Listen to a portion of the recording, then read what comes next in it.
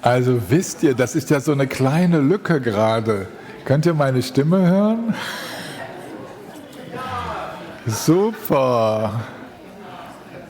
Ja, wäre toll, wenn ihr euch hinsetzen würdet. Bloß weil ich mich da hinterm Bücherstand irgendwie festgequatscht habe, geht es trotzdem um 10 Uhr los.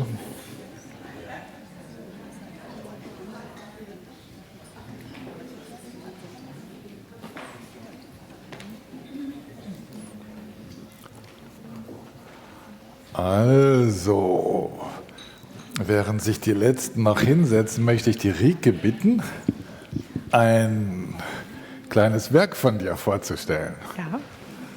Komm mal hier ein bisschen in die... Soll ich wieder hier auf... Ja, dann bist du nämlich... Gut. Da über die Kamera bist du dann sichtbar. Sehr gut. Ja, guten Morgen. Genau, vielleicht haben es einige schon gesehen, einige haben es auch schon gekauft. Wir haben ein neues Praxisheft, also einen neuen Praxistext, geführte Meditation im Stil des Mahamudra. Und das ist eine, gib's dir mal? Mal halten, genau. Sehr schön, danke. Das ist eine Zusammenstellung aus verschiedenen Meditationen aus Texten von Tillmann, also Tillmanns Meditation sozusagen zusammengestellt. Ich weiß jetzt gerade nicht, wie viele es sind. Weiß ich auch nicht.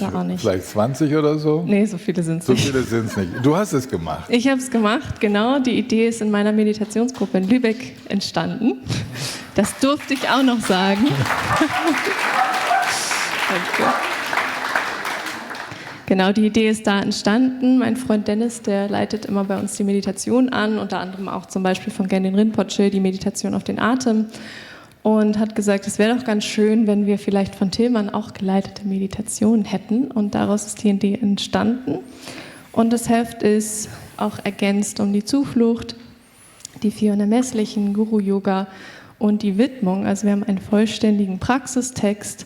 Es sind unterschiedlich lange Meditationen, alle eben in dem Stil, wie Tillmann das mit uns hier auch immer macht. Und ja. Ich habe sie sogar durchgeschaut. Du hast sie sogar durchgeschaut, genau. Ja, also das könnt ihr in den Meditationsgruppen einsetzen oder auch für euch selbst. Ne? Genau. Das sind Meditationen, die, glaube ich, einfach euch gefallen haben oder so. Ne? Genau. So.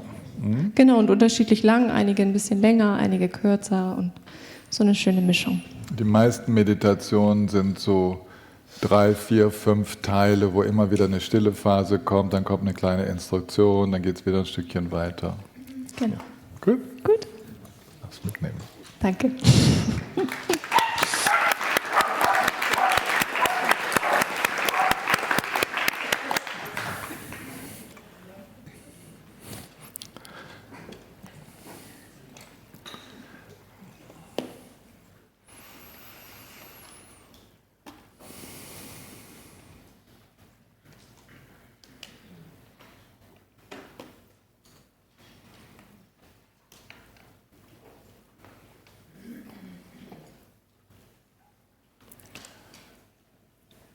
Peden sawe lama rinpoche, dagi chiwa pede denshon la, kaden chempe gone jesonte, kusonto gine jomtsaldus.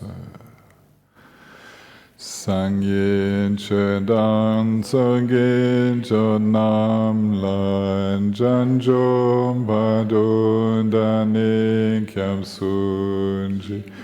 Dagin chen zoen chen pesa namji, rolam penche sangyen dompai sho, sangyen chedan sangyen chonam la, chanjom padon dane kapsunji. Dagi Jinsoin Chimpese Namji Jola Penche Sangye Jompai Sho Sangye Chedan Sangye Janamla Chanjom Vadun Dane Kapsunji Dagin chen soen chen pe se namji Dolam Penchir Sangye Dumpashu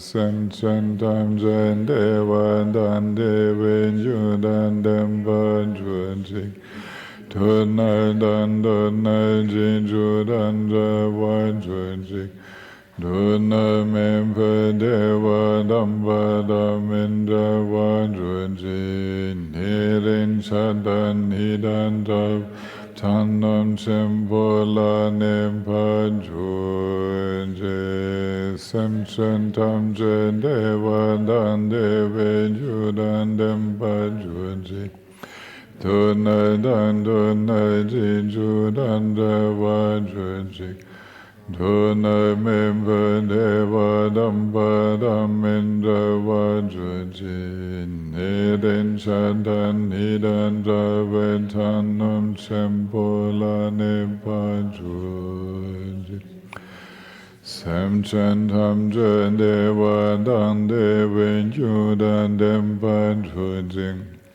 Duna Dan Duna Jinju Dan Java Juji Duna Mempa Deva Damba Damindra Vajraji Nirin Shadan Nidan Javetanam Shempola Nepa Juji.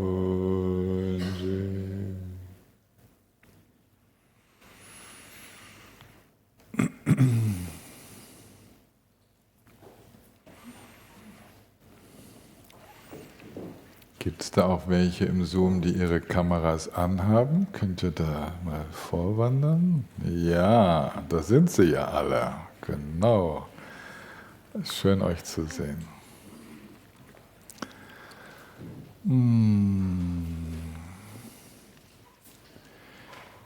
Wir sind immer noch beim Thema Karma. Es ist ja ätzend, oder? Also wirklich, dass man sich so viel mit Ursache und Wirkung beschäftigen muss. Leider ist es genau das, was darüber entscheidet, ob wir glücklich sind oder nicht glücklich sind. Ich saß gerade eben noch bei meinem Freund und ein Dharma-Praktizierender, wisst ihr, der Rudi, der unten das Bootshaus leitet, ja? Rudi ist ein alter Zen-Praktizierender. Und er arbeitet nur so viel, wie es braucht. Der schließt sein Bootshaus immer, wenn der Kuchen ausverkauft ist und macht sich keinen Stress. Ja, während sein Bruder nebendran das große Hotel hat. Ja, das war eine Lebensentscheidung. Ja? Und Rudi gab mir noch die Unterweisung mit auf den Weg. Ich sagte, wir sprachen so drüber und er sagt, ja, deine Leute sind schon vorbeigekommen. Die sind alle ziemlich gut drauf. Die sind irgendwie ziemlich glücklich. Was machst du denn mit denen? Sage ich, eigentlich nicht viel. Ich habe sie sogar ein bisschen rangenommen. Wir haben nämlich jetzt Karma, sagt er. Was? Du unterrichtest über den großen Witz des Lebens? Ja, und so saßen wir da, während er sein Müsli aß und dann musste er halt gehen, um Toiletten zu putzen und ich musste gehen, um jetzt hier über Reinigung von Karma zu sprechen. Und tatsächlich ist das eine sehr feine Sicht, wenn wir sagen, das, was wir so unser Leben nennen, ist ein Riesenschauspiel, wie ein Theater. Und wenn man das mit ein bisschen Abstand sehen würde, dann würden wir manchmal entdecken, dass wir selber die Hauptfigur in diesem Witz sind. Und dass das Geheimnis von diesem Witz darin besteht, dass die Hauptfigur gar nicht weiß, dass sie in einem Schauspiel unterwegs ist. Alle gucken zu, ja, und gucken, wie verhält er oder sie sich jetzt, wie geht es jetzt lang, ja. Und dann wird so viel gelitten und man könnte so leicht aussteigen, es könnte so leicht vorbei sein und dann ist wieder neue Hoffnung da und man sieht schon kommen, das kann auch nicht gut gehen, ja. Wenig Entspannung und dann hat man so das Gefühl, jetzt gerade ein Dharma-Kurs, ne? Da ist ja richtig Entspannung da, jetzt könnte es richtig gut kommen. Nein, und nachher gleich schon wieder die alten Muster. Ja? Also mit ein bisschen Abstand könnten wir uns etwas weniger ernst nehmen und manchmal herzhaft lachen über unsere ganz normalen Irrtümer. Und ich meine, der größte Irrtum ist klar, oder? Ist klar. Der größte Irrtum? Ich. Ja, aber wo ist denn der Irrtum in dem Ich? Ha? Ja, das ist wie mit den ICEs, ist das mit dem ICH auch, kommt immer zu spät. Ja? Es ist so, wir sind immer hinten dran und merken gar nicht, dass es uns gar nicht gibt. Und das ist doch das große Irrtum. Es ist dieses unglaubliche Kämpfen um Glück und eigentlich ist alles schon da. Das, was wir suchen, es ist alles schon da. Und diese ganze... Hey, sagt der Rudi zu mir, da eben am Bootshaus, die Leute sind hier in Ferien, weißt du? Aber wenn ich die beobachte, die arbeiten die ganze Zeit. Siehst du den da unten, der war am Buddeln am Strand. Dann tragen sie die Steine von rechts nach links tagsüber, um dort was zu machen. Und da, ich beobachte die und sagte, die sind in Ferien, aber die sind alle am Arbeiten. So ist das, wenn wir entspannen, ja, dann müssen wir auch immer noch etwas tun. Und um uns zu fühlen, um zu existieren, um das Leben besser zu machen. Und wow, ja, man kann das wirklich mal so ein bisschen aus dieser Perspektive betrachten. Wie man sich das Leben schwierig gestalten kann. Die Kunst des schwierigen Lebens. Zen und die Kunst des schwierigen Lebens, genau. Und man kann es aber auch anders machen. Und das ist genau, worum es eigentlich ja geht. Ihr wisst ja noch, wir hatten angefangen darüber zu sprechen, eine Psychologie des Erwachens. Wie kann das Leben ganz leicht sein? Ganz, ganz leicht. Ganz, ganz leicht. Wisst ihr, wann Karma aufhört zu wirken? Ihr habt es schon gehört, gelesen? Wann hört Karma auf zu wirken? Wenn das Festhalten aufhört, ein Versuch der Antwort, nicht schlecht, geht noch ein bisschen weiter. Wenn unser Ich nicht aktiv ist und wir die Leerheit erkennen, das ist genau der Punkt.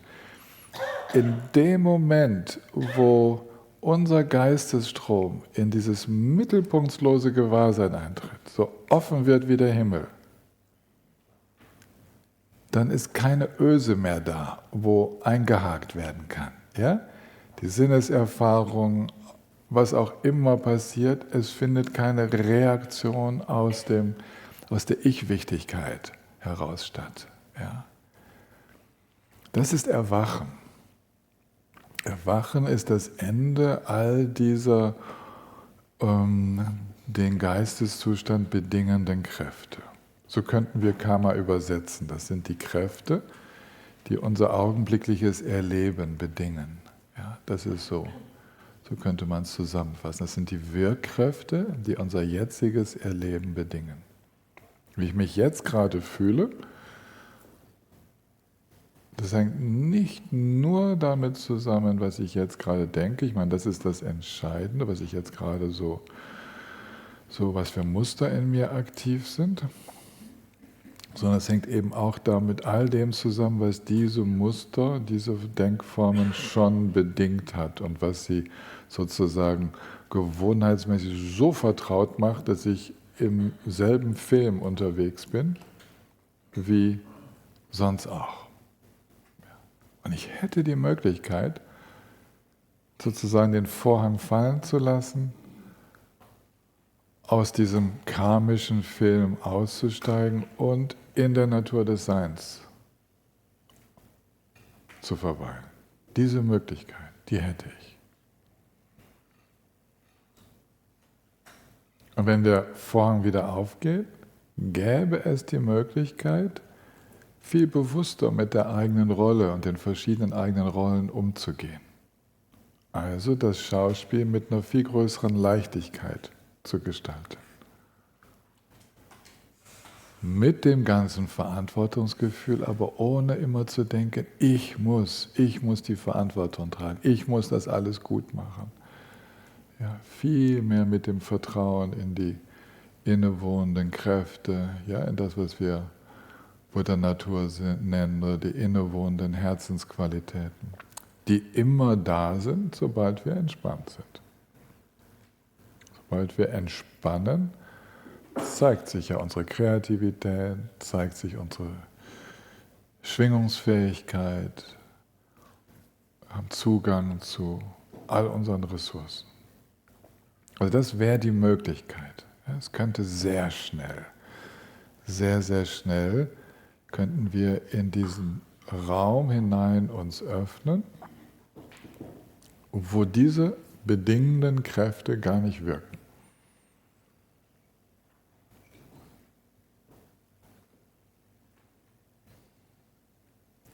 Ich möchte im Anschluss an gestern noch mal kurz den Gampopa nehmen und euch die Überschriften vom Karma-Kapitel so ein bisschen nahe bringen. Hatte ich eigentlich ursprünglich nicht vorgesehen, aber ist vielleicht ganz gut, wie das denn so kommt, wie kommt es zu dieser stark verstrickenden, ja, diese stark verstrickenden Kräfte? Warum sind wir nicht einfach frei und warum ist das so? Ne? Und wenn ihr da im Kapitel 6 bei Gampopa, im Schmuck der Befreiung, wenn ihr da schaut, dann seht ihr, also in dieser Aufgabe auf Seite 85, dann seht ihr noch so weitere Erläuterungen. Und das ist ganz kurz zusammengefasst, also erst beschreibt er die 10 nicht heilsamen, die 10 heilsamen Handlungen, und beziehungsweise die kommen dann auch noch. Und er beschreibt uns so ein paar wichtige Einsichten, wie Ursache und Wirkung funktioniert. Zum Beispiel, wenn ich viel mit Ärger unterwegs bin, wenn ich mich oft ärgere, ja,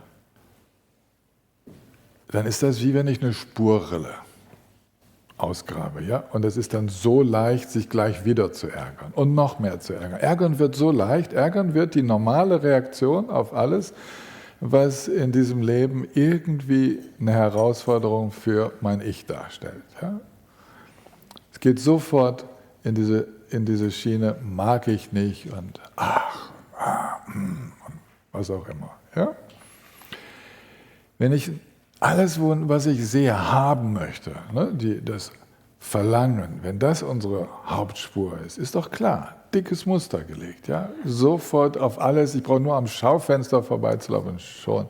Ja? Oder ich sehe, was jemand anders trägt und möchte das schon haben. Ich denke, alles, was mir über den Weg läuft. Stolz kriegen wir ja gar nicht mit, wie wir so stolz und eventuell eifersüchtig unterwegs sind.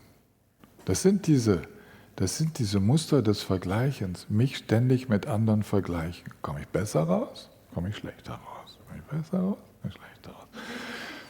Ja, ständig. Und das ist wieso denn dieses Muster des Vergleichens so stark weiternähren? Und dann fühlen wir uns wie gefangen von diesen Mustern. Die springen an, obwohl wir gerade noch gedacht haben, nee, also da will ich wirklich aussteigen. Und schon springen sie wieder an. Schon denke ich, oh, das kapiere ich nie. Ja, wenn jetzt jemand hier sitzt und sagt, oh, das kapiere ich nie. Was ist das für eine Emotion? Zweifel, Unwissenheit höre ich. Wisst ihr, es ist umgekehrter Stolz, ist auch Stolz. Anspruch an sich selbst, besser zu sein und klappt gerade nicht. Ja? Und wenn ich dann noch denke, die anderen kapieren das ja alle, aber ich nicht, dann bin ich schon gerutscht rüber in die Eifersucht und so. Springt ständig an, ist so unnötig. Ja? Und das ist so in diesem Schauspiel des Lebens, dieses karmische Theater, schauen wir zu, wie Menschen in diesen Mustern unterwegs sind. Und dass die ständig aktiv sind. Und dieses Muster der Unwissenheit, sich selbst für den Mittelpunkt der Welt zu halten, dieses Muster, ja, ist sowas von aktiv. Das kriegen wir ja gar nicht mit. Wir kommen hier in den Raum rein und alles mag ich nicht, wie werde ich gesehen? Scheint sich irgendwie alles um mich zu drehen. Da hat mein Guru Rudi auch was Interessantes gesagt. Da habe ich ihm gesagt, ja, und vorhin habe ich meinen Kaffee da vorne an der Sandbank getrunken, ja, und das ist von ihm genau über den See rüber. Dann sagt er zu mir, dann bist du jetzt hierher gekommen, um deine Mitte zu finden. Und dann sagt er würde sich manchmal in sein Kajak setzen, einfach um auf die andere Seite des Sees zu rudern, damit er sein kleines Bootshaus, was so wie der Nabel der Welt wirkt, mal von außen betrachtet und sieht, ach, so ein kleines Fleckchen da. Und kann sein, dass sich da jemand sehr wichtig nimmt. Ja, so. Also der Perspektivenwechsel. Wir kommen in Situationen rein und eigentlich in jede Situation und gehen so mit einem Ich-Gefühl dadurch, als ob wir der Nabel der Welt wären. Und für den gesamten Rest der Welt sind wir es sicherlich nicht.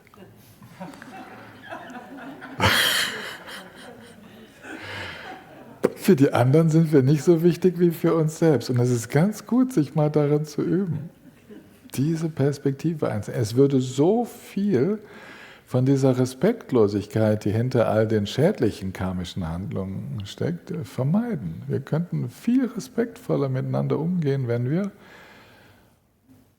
diese Perspektive einnehmen würden, dass die anderen 8 Milliarden Mal wichtiger sind als wir selbst. Das ist ein tolles Verhältnis, oder? 8,3 vielleicht inzwischen, keine Ahnung, wo wir gerade stehen, aber als wir zur Schule gingen, also mein Jahrgang, waren es 3,5 Milliarden auf dem Planeten. Ja. Jahrgang 59, das haben wir in der Schule gelernt, ja. Damals waren wir 3,5 Milliarden. Sowas bleibt. Einmal gelernt, das ist wie ein karmisches Muster. Einmal gelernt. Und wenn ich jetzt nicht flexibel wäre, dann würde ich jetzt die Welt für immer noch so halten. Und das ist mit den karmischen Mustern auch. Einmal so gelernt und die setzen sich fort, obwohl die Welt anders geworden ist. Die Kindheitsmuster, die setzen sich fort, obwohl die Welt eine andere geworden ist. Immer noch springt das kleine Kind in uns an, wenn wir eine kleine Kritik erfahren und wir fühlen uns gleich nicht geliebt. Ja, das ist ein karmisches Muster. Okay? Oder die Angst im Mittelpunkt zu stehen, weil wir früher mal Kindergarten, Schule, Situationen erlebt haben oder zu Hause, wo wir bloßgestellt wurden und immer noch springt es an. Das sind karmische Muster. Okay? Und jetzt ist das, wollte ich noch sagen, wie wir uns jetzt fühlen, hat damit zu tun, erste Geschichte, was die zugrunde liegenden Emotionen sind, die wir immer wieder kultiviert haben. Wenn wir immer wieder Freude kultivieren in unserem Leben, da ist ein ganz anderes Leben, als wenn wir immer wieder ein sorgenvolles Bewusstsein kultivieren. Dann spielt die Häufigkeit, nächste Seite, spielt die Häufigkeit eine Rolle. Wie oft wir das tun, gelegentlich mal so zu denken oder so gehandelt zu haben, macht die Spurrille nicht so tief, ja, ist klar. Aber je häufiger wir daran unterwegs sind, desto intensiver die Auswirkungen. Deswegen machen wir auch so etwas wie die Ausrichtung auf die Zuflucht, so oft wie möglich. Wir setzen bewusst dieses Prinzip ein, uns ganz oft auf das Wesentliche in unserem Leben auszurichten und Freude dabei zu empfinden, wenn wir ans Bodhicitta denken. Ja, wenn wir daran denken, oh, wie schön ist denn das, wirklich mit einer immer weiter werdenden Liebe, Mitgefühl unterwegs zu sein, wirklich zum Wohle aller, nicht mehr der Mittelpunkt der Welt zu sein. Das ist Bodhicitta. Und deswegen versuchen wir diese Spurrille, das ist ja auch eine Gewohnheit, ne? Wir schaffen hier eine karmisch bedingende Gewohnheit. Und wir nutzen die, damit diese Gewohnheit des Zufluchtnehmens und ins Bodhicitta eintreten möglichst schneller anspringt als all die anderen Gewohnheiten, die wir auch so kultiviert haben. Dass wir viel eher in dieser Gewohnheit landen, speziell wenn wir mal diesen Körper verlassen, dass es im Bodhicitta weitergeht, also mit den 4 Unermesslichen in der Zuflucht. Wir möchten, dass diese Gewohnheiten stärker sind. Solange wir uns nicht darauf verlassen können, dass die Gewohnheit in der Natur des Geistes aufzugehen, bereits greift und stärker als alles andere geworden ist. Wenn das der Fall ist, wunderbar. Solange das noch nicht der Fall ist, kümmern wir uns darum, dass alles, was dahin führt, gestärkt wird. Das sind Muster, das sind Gewohnheitsmuster. Versteht ihr? Wenn wir uns daran gewöhnt haben, uns als Tara zu sehen, ich habe doch eine Tara mitgeschickt, oder? Mhm. Ja, das da drüben ist keine, aber hier vorne, das ist eine. Wenn wir uns so als Tara, als die Tara mit der schutzgewährenden Geste und mit der Geste der Freigebigkeit, wenn wir lernen, uns so als Tara wahrzunehmen, dass wir voller Freigebigkeit, so mit einer Liebe für alle Wesen unterwegs sind und überall, wo es Schutz braucht, Schutz gewähren und den Dharma gewähren und so. Wenn wir so unterwegs sind und das zur vertrauten Gewohnheit wird, dann springt das als erstes an. Ja? Und das ist, worum es geht, wenn wir von einer kontinuierlichen Praxis sprechen. Wir arbeiten uns in Gewohnheiten hinein, die wir für höchst sinnvoll halten. Wir nutzen die karmischen Gesetzmäßigkeiten. Wir nutzen sie zu unserem und aller Vorteil. Und wir werden dasselbe machen, mit dem uns erinnern daran, immer wieder in die Weite zu gehen. Also in die eigentliche Lösung, in das Nicht-Selbst, raus aus der Illusion. Ja, sozusagen den Hintergrund des Schauspiels zu merken, wow, alles nur Schauspiel, die illusorische Natur der Erscheinungen. Ja, das zu merken. Zu merken, dass all das geistige Produktionen sind, die kommen und gehen und die gar kein Reagieren brauchen. Das ist natürlich ist eine tiefergehende Lösung. Aber eine Brücke ist, ins Tara-Bewusstsein zu gehen. Und Tara weiß das ja. Tara ist die Brücke in die befreiende Weisheit. Sie ist eine Manifestation davon. Oder Vajrayogini oder. Ja, so. Wir nutzen also diese Möglichkeiten, die sonst von unseren Emotionen genutzt werden, also auch von den verschleiernden Emotionen. Wir nutzen dieselben Gesetzmäßigkeiten, um in freiere und glücklichere Geisteszustände hineinzugehen.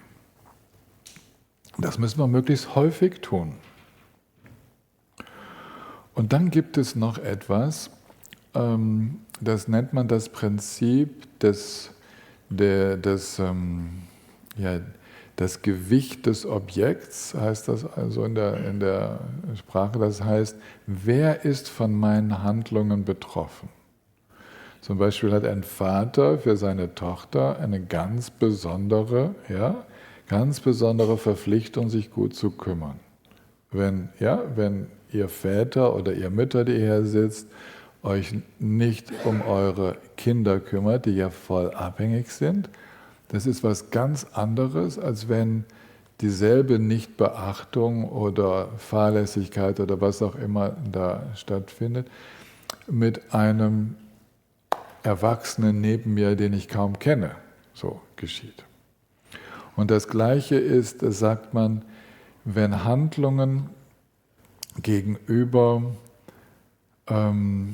erwachten Menschen mit einem ganz weiten Bewusstsein ausgeführt werden, also zum Beispiel einem Buddha, dann haben die stärkere karmische Konsequenzen, als wenn ich diese Handlung, also wenn ich zum Beispiel ein Versprechen gegenüber einem Buddha nehme oder ich mache ein Geschenk oder so etwas. Das hat stärkere karmische Auswirkungen, als wenn ich das von einem Baum mache oder vor irgendjemandem, den ich gar nicht groß kenne. Das nennt man die die Wichtigkeit der betroffenen Personen, also wie ich mich meiner Partnerin oder meinem Partner gegenüber, wo wir so ein Vertrauensverhältnis entwickelt haben, wie ich mich da verhalte, hat andere karmische Auswirkungen, stärkere als unbeteiligten Personen gegenüber. Wie sich Lehrer oder Lehrerinnen ihren Schülern gegenüber verhalten, wo ein Verantwortungsverhältnis besteht, ja, hat größere Auswirkungen als umgekehrt, wie sich die Schüler gegenüber den Lehrern verhalten. Schüler sind erstmal sind sie jünger, sie sind nicht bewusst in dieses Verantwortungsverhältnis eingegangen, sie tragen keine Verantwortung für ihren Lehrer. Ärzte und Ärztinnen tragen eine hohe Verantwortung ihren Patienten gegenüber und nicht umgekehrt. Ja, so, all das wird schon beim Betrachten der Auswirkungen von Handlungen wird all das berücksichtigt. Und das bildet sich auch in unserem Rechtssystem ab. Unser Rechtssystem ist in vielem ein sehr guter Spiegel für ein Verständnis von karmischen Gesetzmäßigkeiten. Wobei die Lösungen tatsächlich nicht dieselben sind. Die Lösungen am Rechtssystem sind Strafen, während wir wollen jetzt ja dann über die Lösungen sprechen. Und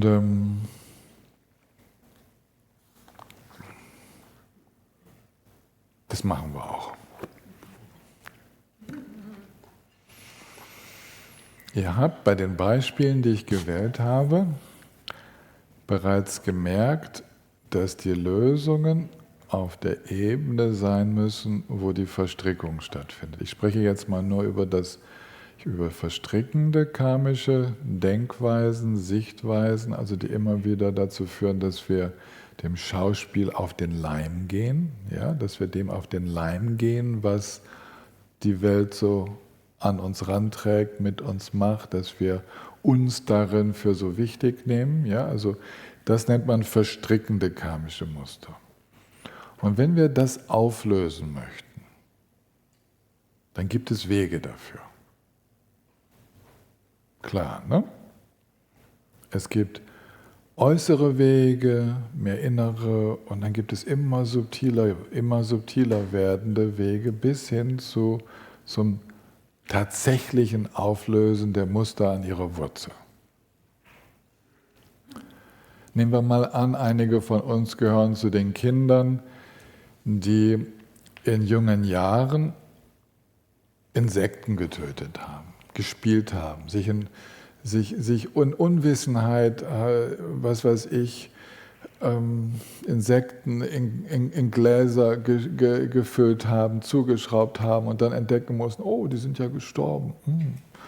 Und manche Kinder machen Spiele, in denen sie Tiere quälen und kriegen das nicht so mit, aber auch Erwachsene, ja, haben dann weitergemacht und sind Angler geworden oder Jäger und haben viele Tiere umgebracht. Und irgendwann wird einem das bewusst, dass man hier aus völlig ohne Grund Leben gequält hat, Lebewesen gequält hat, beziehungsweise sogar umgebracht hat. Und wenn einem das bewusst wird, dann will man eine neue Richtung einschlagen. Und das Erste auf der äußeren Ebene, deswegen nehme ich jetzt so ein krasses Beispiel, ist, gezielt anzufangen, Leben zu schützen. Ich kenne also zum Beispiel einen Mann, der sein Leben lang gejagt hat, dem das dann bewusst wurde, auch aufgrund der Albträume, die er nachts hatte, wo er von Tieren aufgefressen wurde und so. Und er merkte, wow, da ist ja unheimlich was los. Und der jetzt Wälder um Wälder kauft, weil er ziemlich viel Geld hat und eine ganze Organisation aufgebaut hat zum Wald- und zum Tierschutz. Ja, das ist ein Gegenmittel auf der Ebene des äußeren Handelns. Wir würden uns für Tierschutz einsetzen. Okay? Wir würden vielleicht, wie nennt man denn diese Höfe, auf denen die Gnadenhöfe, wir würden vielleicht einen Gnadenhof mit unterstützen und dort arbeiten und die alten Tiere pflegen. Und ja, wir würden so, und wenn man vorher Menschen gequält hat oder Menschen wehgetan hat, dann würden wir uns einsetzen, Menschen zu pflegen und wir würden Institutionen unterstützen, was weiß ich, Ärzte ohne Grenzen oder ja, was auch immer, um auf dieser äußeren Ebene andere Handlungen zu setzen. Also diese Möglichkeit haben wir immer. Wenn wir karmische Kräfte ausgleichen wollen und Gegengewicht schaffen wollen, können wir genau dort, wo wir schwach waren, wir haben zum Beispiel viel gelogen, können wir jetzt ganz stark darauf achten, dass jedes Wort der Wahrheit entspricht. Dass wir nur noch Wahres sagen. Ja? Und das ist so auf der äußeren Ebene. Okay, dann geht das natürlich subtiler. Subtiler bedeutet, dass wenn ich mich respektlos gegenüber anderen verhalten habe, dass es mir genau in dem Moment an Liebe gemangelt hat. An Liebe und Mitgefühl. Und auch an Weisheit. Und so werde ich als grundlegendes Heilmittel für all diese respektlosen Handlungen, in denen ich stolz aufgesessen bin, in denen ich in meinem Ärger gefolgt bin, wo ich Leute angeschrien habe, klein gemacht habe, was auch immer, wo ich mich selbst klein gemacht habe, dann werde ich Liebe und Mitgefühl entwickeln. Für mich selbst wie für andere. Ich werde die innere Geisteshaltung entwickeln, andere für so wichtig zu nehmen wie mich selbst. Und mich selbst so wichtig zu nehmen wie andere. Ja, so. Was es braucht, um von der inneren Geisteshaltung her tatsächlich diese karmischen Muster anzugehen. Ihr merkt, das ist nicht mehr auf der Ebene des äußeren Handelns, das Handeln wird folgen, aber wir sind dabei auf der Ebene der Motivation, der Gesinnung anzusetzen. Okay?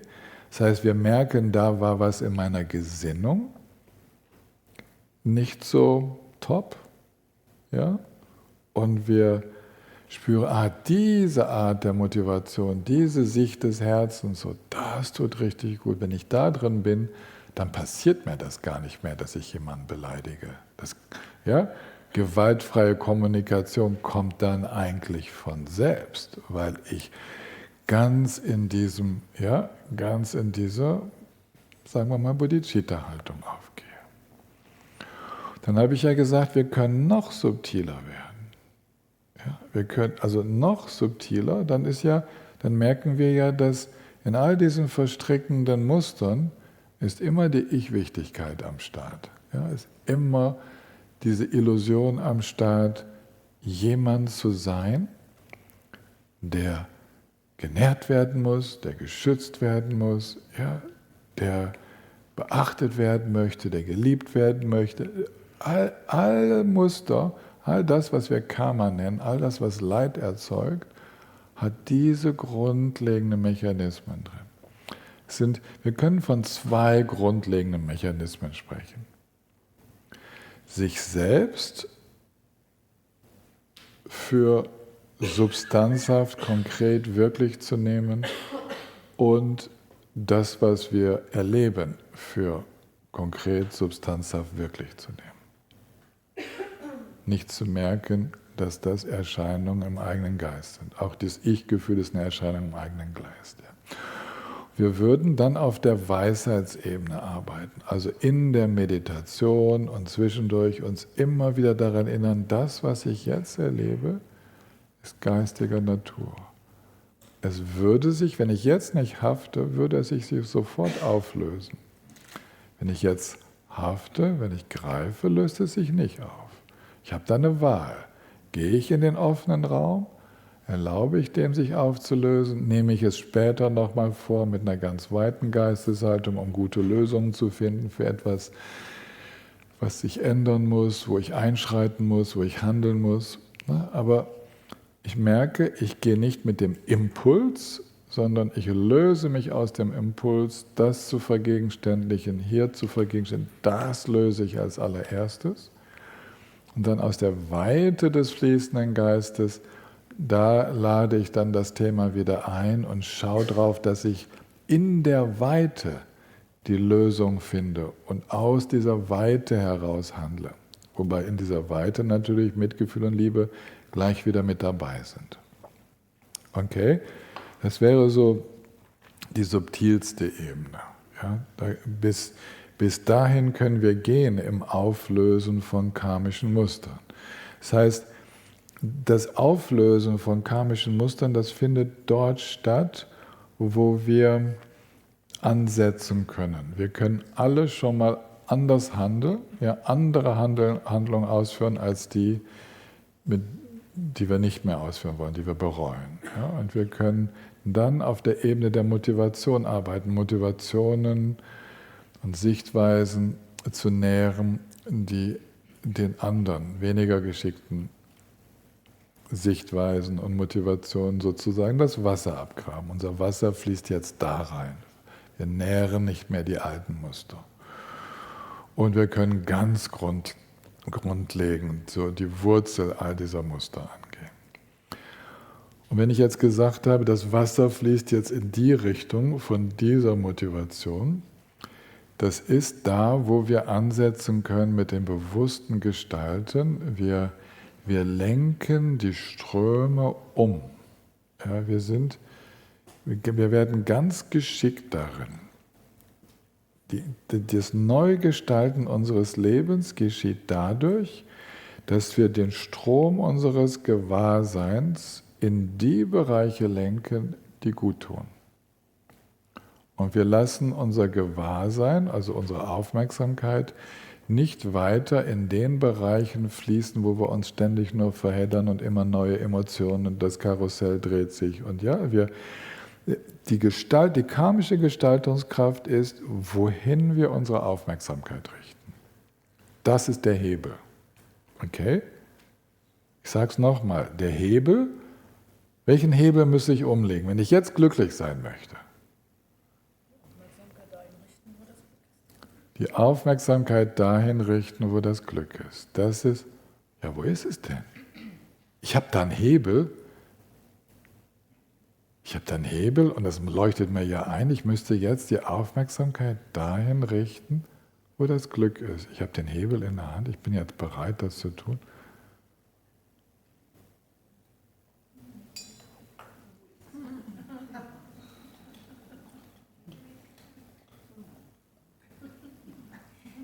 Wohin soll ich jetzt mit der Aufmerksamkeit gehen? Den Hebel loslassen dürfen.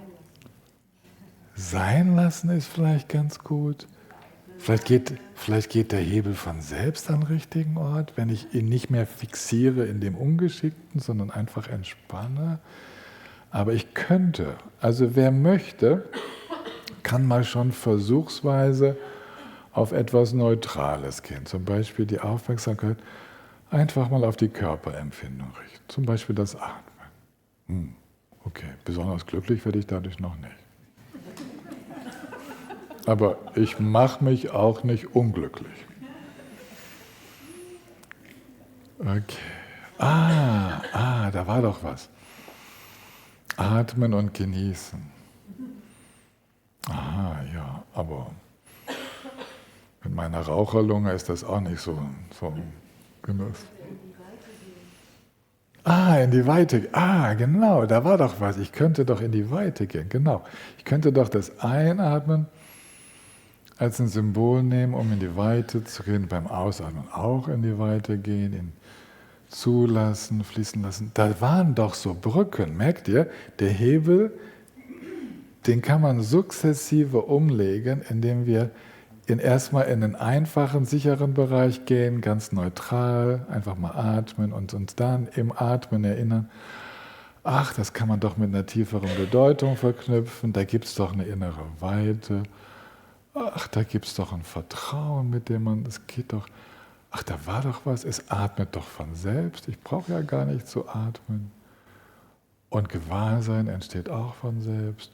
Und allmählich merken wir kommen in dem an, was natürlicherweise da ist. Aber tatsächlich haben wir die Aufmerksamkeit in Bereiche gelenkt, die uns gut tun. Genau das haben wir gemacht. Ein Teil davon war noch mit ein bisschen bewusster Ausrichtung, bewusster Anstrengung und dann ging es immer leichter. Ja, wir sind dann, und genau das ist es, was wir in der Meditation üben. Den Hebel umlegen. Wenn wir meditieren, wir legen einfach sozusagen, wir richten unsere Aufmerksamkeit dorthin, wo wir im Heilsamen ankommen. Ja? Die Definition von Samadhi ist das unabgelenkte Verweilen im Heilsamen. Das könnt ihr auch bei Gampopa nachlesen. Der hat da immer so ein paar Juwelen. Ne? Alle paar Sätze kommt ein kleines Juwel. Ja? Wenn ihr unter der Definition von meditativer Stabilität, 5. Parameter, nachschaut, 1 gerichtetes Verweilen im Heilsamen. Das ist die Definition. Und genau das ist, wie der karmische Hebel umgelegt wird. Wir müssen wissen, was uns jetzt gerade gut tut. Wir fangen mit etwas an, was wir denken, das tut mir jetzt gerade, und dann gehen wir weiter und weiter, bis wir im natürlichen Sein ankommen, was zutiefst heilsam ist. Okay?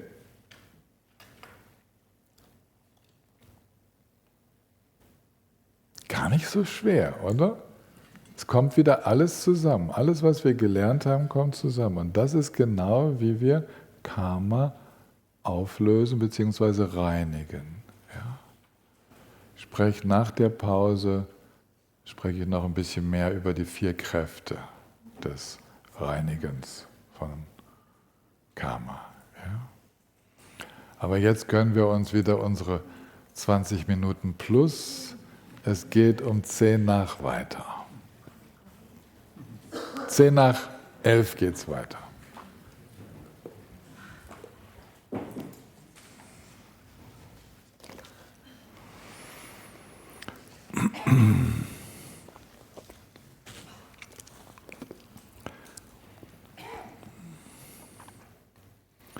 Wenn wir im Ozean des wahren Sinnes,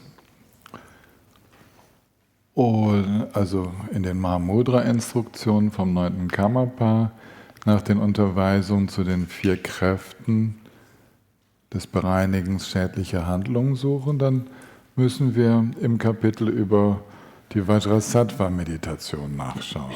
Ja, Diamantgeist, Deutsche Semper. Dort wird das mal als erstes erklärt. Wenn wir bei Gampopa diese Passage finden wollen, die dann noch ausführlicher ist, dann müssen wir beim Bodhisattva-Gelübde gucken.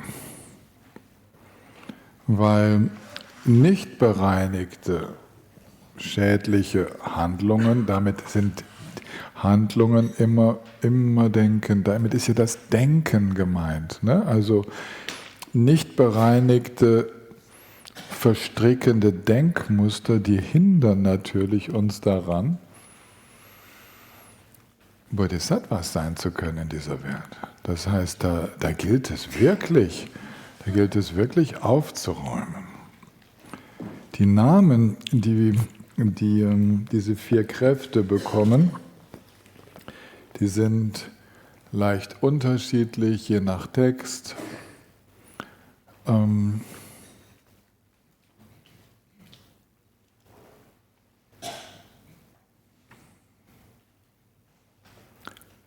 Die erste Kraft, die es braucht, das ist die Kraft der Einsicht in die bedauerlichen Folgen unseres bisherigen Denkens, Sprechens und physischen Handelns. Und diese Einsicht, wir sehen, was das für Folgen hat, das verbindet sich mit Mitgefühl und wird zu einem Bedauern. Und wenn wir in unserem Mitgefühl, in der Einsicht, was für einen Schaden wir angerichtet haben, wenn wir dann auch noch dran denken, dass es Betroffene gegeben hat von unserem Handeln, dann kann es sein, dass wir es ihnen gegenüber offenlegen und eingestehen. Ja? Das ist das Bekennen. Also die Kraft des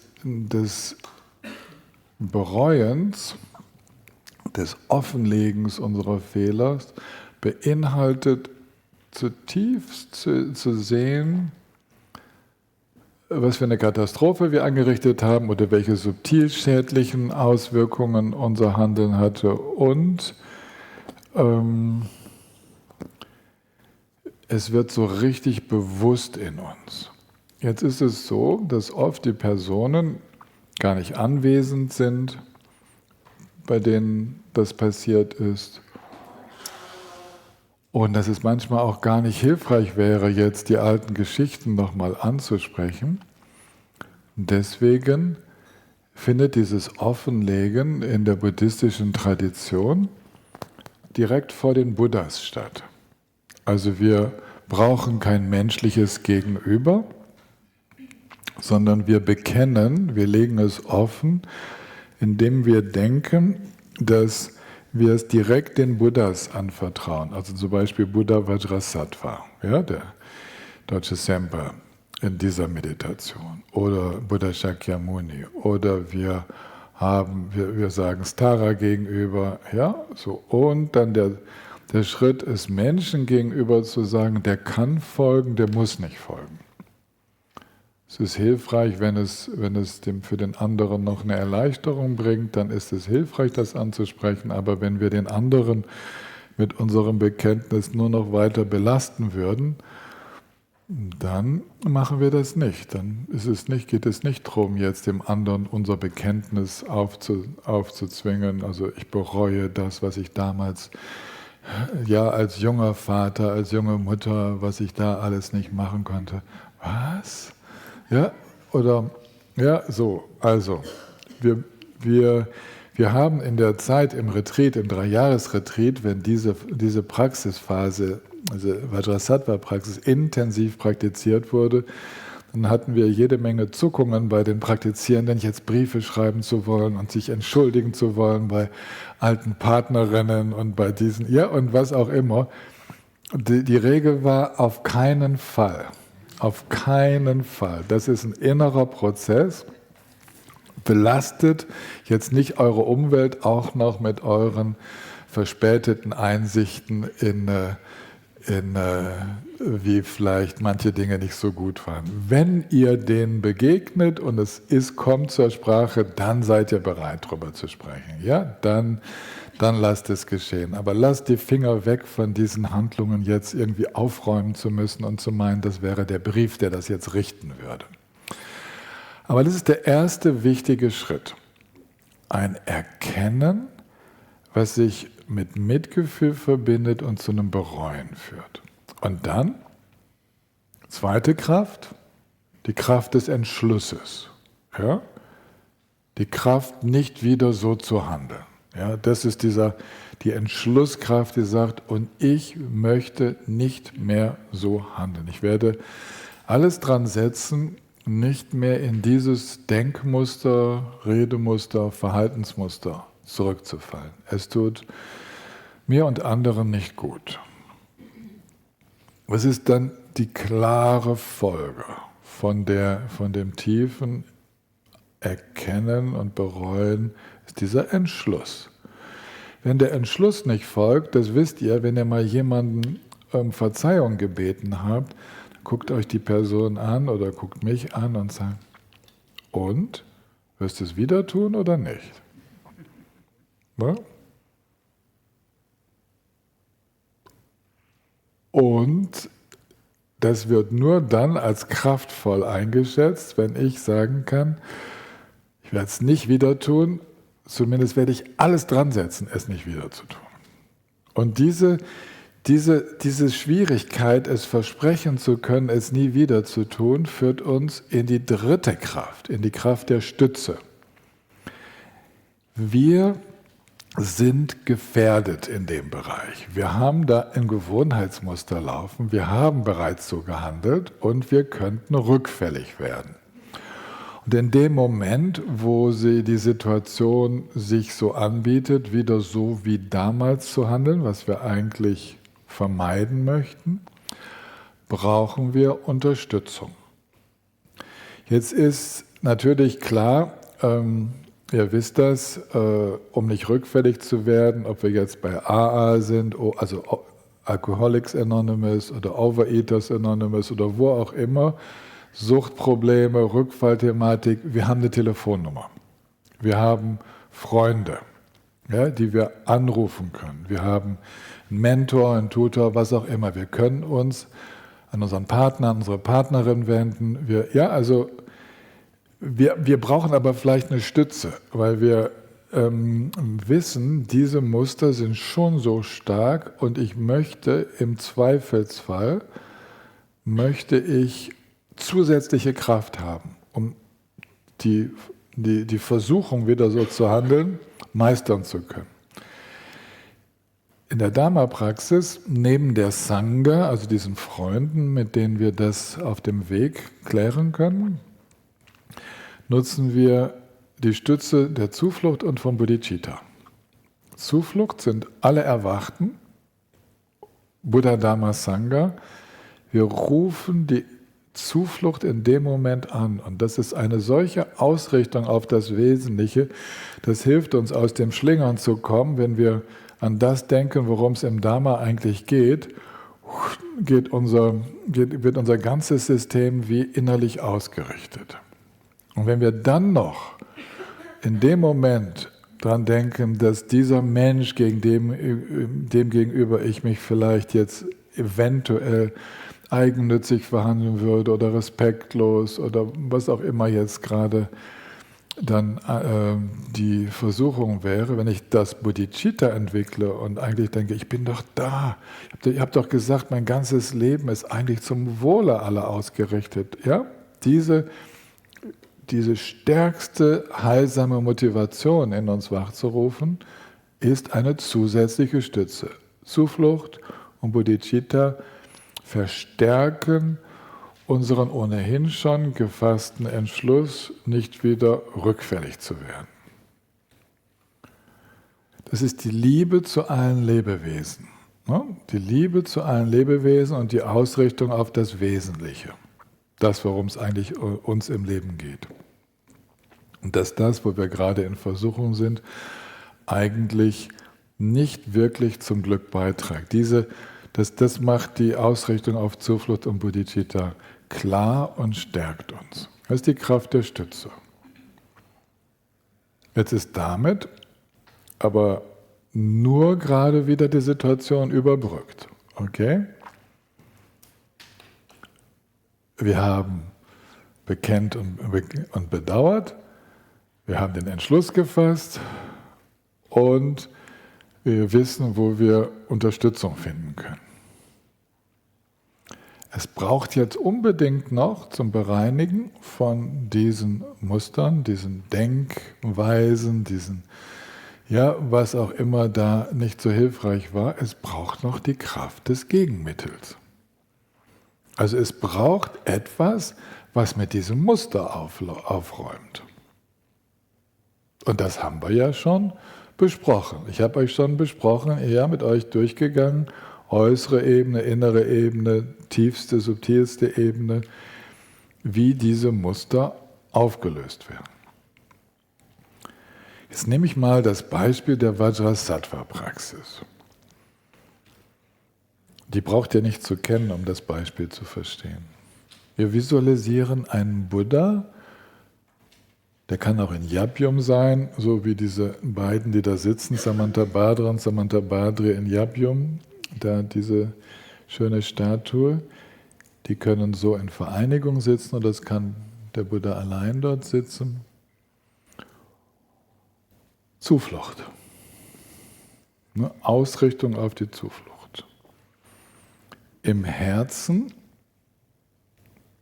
dieser Lichtfigur über uns die Silbe Hong umgeben von dem 100-Silben-Mantra. Die Essenz des erwachten Geistes, Bodhicitta pur, beginnt zu vibrieren und wir beginnen das Mantra zu rezitieren und wir rufen das Bodhicitta an. Zweite Stütze. Okay? Zuflucht plus Bodhicitta. Wir rufen die Stütze an mit einer unglaublichen Kraft. Und dann passiert das Entscheidende. Diese Silbe Hung mit dem kreisenden Mantra drumherum, ja, Om Mensa Sadhu Samaya und so weiter, beginnt Bodhicitta-Nektar abzusondern. Ja, der ganze Körper von Vajrasattva füllt sich mit dem weißen Nektar des Bodhicitta und dieser Nektar tritt dann, der quillt über, tritt dann in uns ein und füllt uns vollständig. Und da, wo wir unser Muster haben, genau dort, ja, wir lokalisieren dieses Muster im Körper, wo wir Angst haben, wo wir stolz sind, wo wir Begierde verspüren, und dieser Bodhicitta-Nektar, der geht genau in den Bereich, in alle Bereiche des Körpers, ist immer der ganze Körper, aber er geht genau dahin, was uns gerade im Bewusstsein ist, wo wir Hilfe brauchen. Und in der ersten Phase der Praxis löst das Bodhicitta all diese Ich-Wichtigkeit, diese Ich-Bezogenheit auf, die hinter unserem schädlichen Verhalten steht oder Denken, Sprechen und so. Und das alleine wäre noch nicht die komplette Lösung. Es folgt noch eine zweite Phase. Es wird nicht nur gelöst, also wir spüren nicht nur, dass wir nie so handeln würden, wenn wir mit dem Bodhicitta im Kontakt sind. Das wird ein Erlebnis. Ja? Wir denken vielleicht zurück an all die Male, wo wir so gehandelt haben und lassen das Bodhicitta da eintreten und merken, wow, genau, wenn damals Bodhicitta da gewesen wäre, hätte ich sicherlich nicht so gehandelt. Ganz sicher nicht. Die Poren unseres Organismus schließen sich und der Bodhicitta-Nektar beginnt uns ganz zu füllen, bis er überquillt. Und Vajrasattva lächelt, der lächelt immer, wenn wir mit unseren Verstrickungen kommen und sagt, alles Paletti und verschmilzt mit uns. Und das ist der Moment, wo wir selber in dem Vertrauen verweilen, dass wir von Bodhicitta-Natur sind, dass wir also dass diese Einheit von Mitgefühl und Weisheit unsere Grundnatur ist, dass wir selber Vajrasattva sind. Also keine Selbstzweifel mehr, denn im Grunde genommen sind all diese Handlungen, die wir ausführen, die wir später bereuen, eigentlich aus einem Mangelgefühl, aus einem Nicht-Verbundensein mit dem inneren Reichtum unserer Qualitäten. Und genau das ist dann die Folge, wenn wir da wirklich eintauchen und in dieser Bodhicitta-Dusche aufgehen und merken, das ist in uns, das quillt in uns, es quillt über, Vajrasattva verschmilzt mit uns und dann verweilen wir im Mahamudra. Wir verweilen im So-Sein. Im einfachen So-Sein, ohne jeglichen Mittelpunkt, ohne Grenzen. Und das ist das grundlegendste Heilmittel für all diese Trennungen des Greifens und Nicht-Haben-Wollens und so weiter. All das, was in der Tiefe unsere Muster waren, die zu dem Verhalten geführt haben, das wird jetzt anders erfahren. Wir sind jetzt in der Fülle des einfachen Seins. Das nennt man jetzt ein komplettes Gegenmittel. Okay, deswegen wird diese Praxis so hoch gepriesen, weil sie die Kraft der Stütze mit Zuflucht und Bodhicitta enthält, sowie den Aspekt des tiefsten Vertrauens in unsere eigene Buddha-Natur, bis jenseits von einem Vertrauen in irgendetwas, was nicht zu uns gehört, bis hin zum Verweilen im So-Sein. Das tiefste Heilmittel, das ist das Erkennen der leeren Natur aller Dinge, aber das ist viel schöner ausgedrückt, wenn wir sagen, das Verweilen im So-Sein, frei von Mittelpunkt und Grenzen, das ist das tiefste Heilmittel. Und dieser Prozess also, dieser Vajrasattva-Praxis ist ein schönes Beispiel, wie auch ihr, wenn ihr jetzt nicht Vajrasattva praktiziert, wie ihr das machen könnt. Ihr könnt, wenn ihr etwas habt, was euch belastet, ihr könnt durch diese 4 Kräfte durchgehen. Ja, ihr könnt sehen, was für Folgen das hat und hatte, bereuen, dann den Entschluss fassen, doch, ich möchte wirklich alles tun, um nicht wieder da reinzufallen, tief Zuflucht nehmen, Bodhicitta entwickeln und dann das Vertrauen, also vielleicht könnt ihr mit der Zuflucht euch dann verschmelzen, egal was ihr als Zuflucht visualisiert oder spürt, lasst die Zuflucht in euch eintreten, lasst das Bodhicitta in Form der 4 unermesslichen Qualitäten sich in euch ausdehnen und ruht dann zum Schluss im So-Sein. Damit und dann müsst ihr es wie versiegeln, ja, mit diesem Verweilen im So-Sein, dann bitte geht nicht wieder zurück, wenn ihr aus der Meditation aussteigt und schlüpft wieder in die Schuldgefühle rein. Die müssen weg sein, die sollen sich auflösen. Wenn die wiederkommen, müsst ihr die Praxis wieder machen. Aber bitte nicht zurückschlüpfen in euer nächstes Gewohnheitsmuster. Ich fühle mich aber besser, wenn ich Schuldgefühle habe. Nee, bitte nicht. Fühlt euch doch mal besser, wenn ihr keine Schuldgefühle habt. Ja, es ist wirklich viel besser. Ja, dieses vertraute Gefühl von nicht gut genug zu sein, nein, das ist nicht das wahre Sein. Geht rein ins wahre Sein, wo alles gut genug ist. Der eigene Geist ist gut genug, das Herz ist gut genug, der Körper ist gut genug. Ja? Geht in das Buddha-Sein hinein und schlüpft nicht ständig wieder zurück.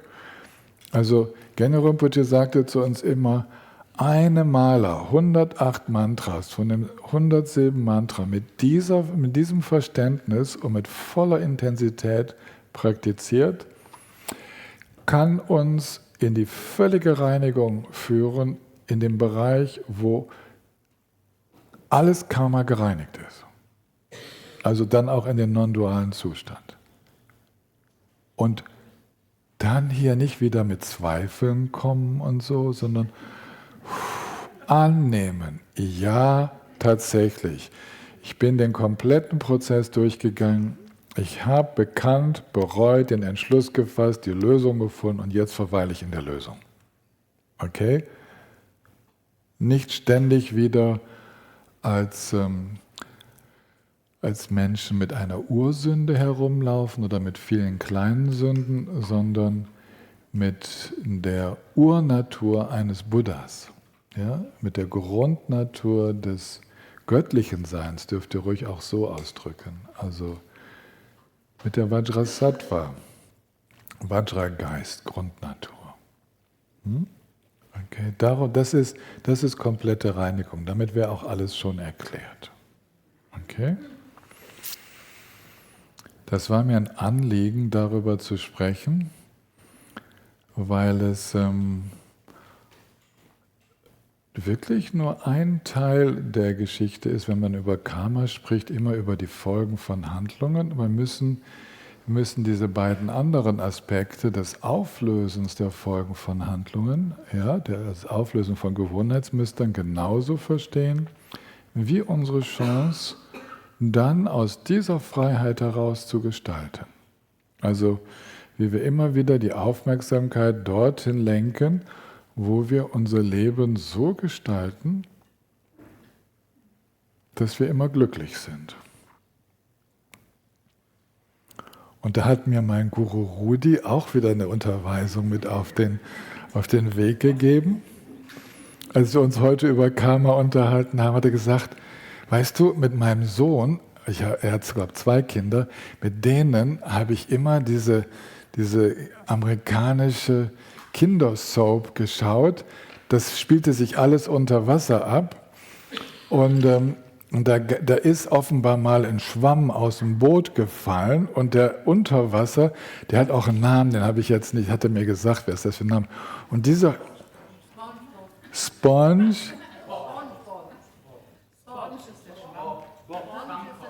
Schwammkopf, Spongebob, Bob, SpongeBob, SpongeBob.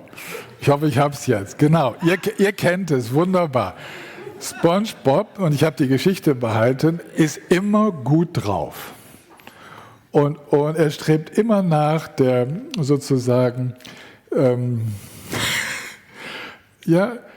der glücklichste, der beste Angestellte zu sein, also immer, und er geht den anderen fürchterlich auf die Nerven, weil er immer so gut drauf ist.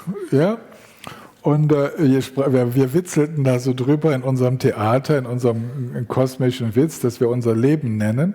Wenn man jetzt mal so einfach als SpongeBob unterwegs ist, ja, okay, SpongeBob, wir könnten ja unsere Aufmerksamkeit immer in das richten, was uns wirklich glücklich macht und noch ein bisschen mehr Mitgefühl und den anderen nicht so auf den Keks gehen.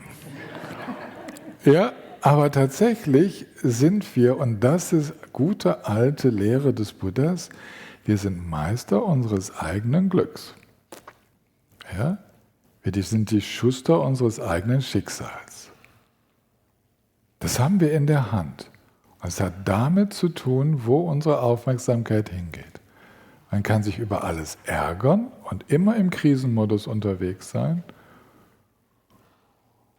Oder kann anders unterwegs sein. Ich habe gerade von meinen israelischen Freunden so Kärtchen geschenkt bekommen.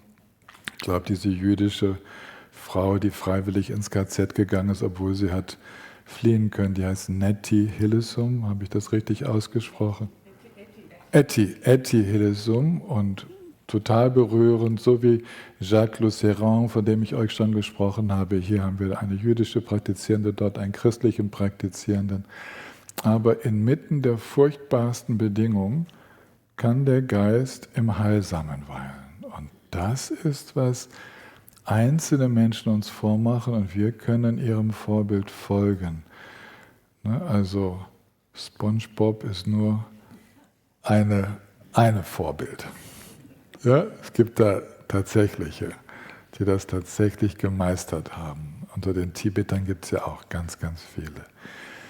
Also das ist die Kunst des Gestaltens, den Geist, die Aufmerksamkeit, das Herz im Heilsamen zu halten.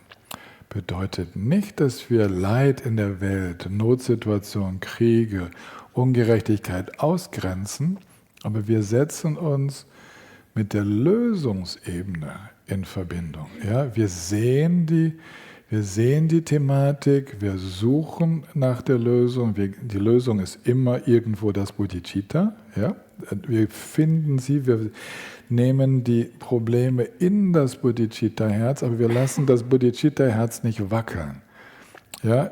Alles kommt in diese Bodhicitta-Grundhaltung und findet darin seine Lösung, in der Einheit von Mitgefühl und Weisheit. Damit finden wir immer die Lösung.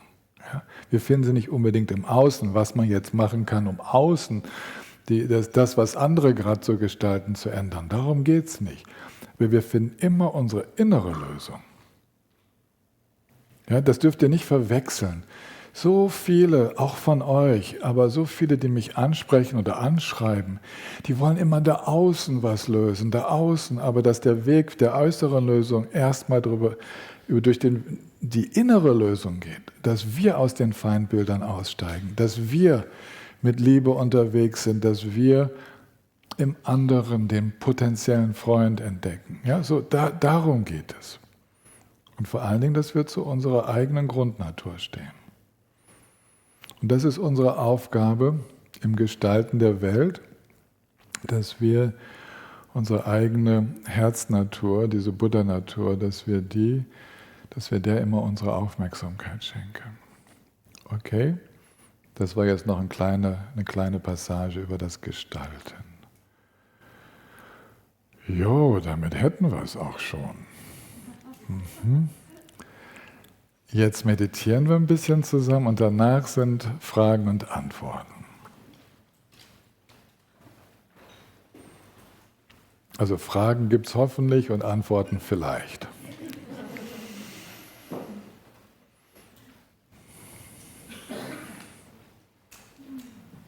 Es ist immer so vermessen zu sagen, es gibt Fragen und Antworten, als ob es auf alles eine Antwort gibt. Ja.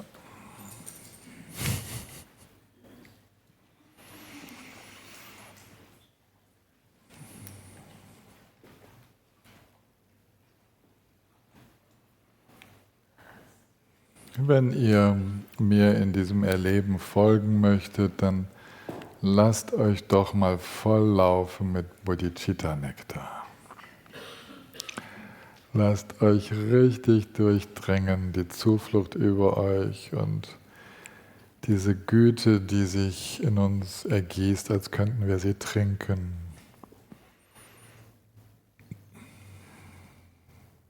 Diese Weisheit, diese Weite.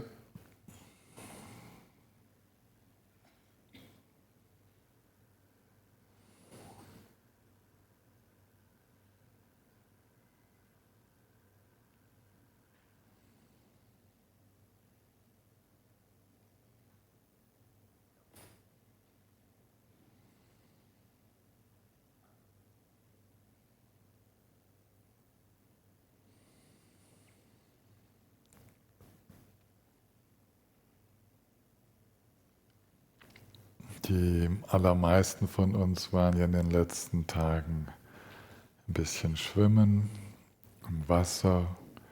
Stellt euch vor, innen und außen alles Bodhicitta-Nektar. Unsere Wassernatur. Bodhicitta, reine Liebe, Mitgefühl, tiefes Vertrauen in unsere grundlegende Natur.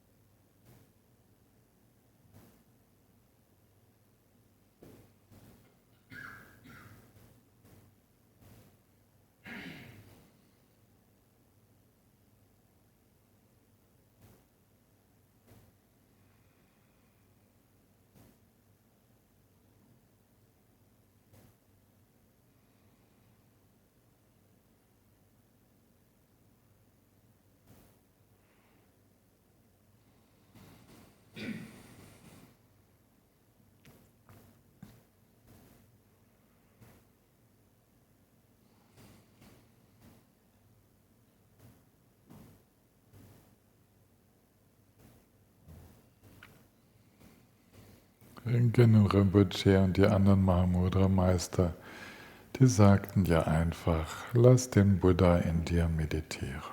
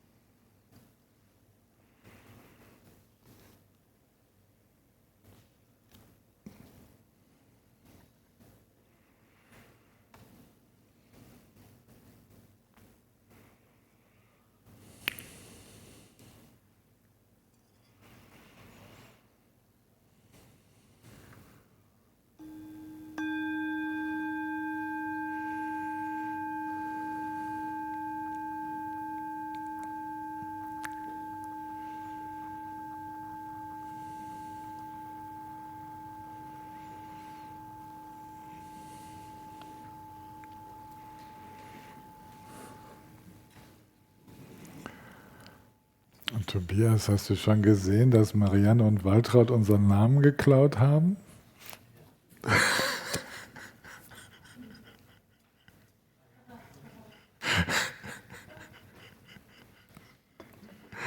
Nennen die sich doch einfach in Graz Ekayana-Institut.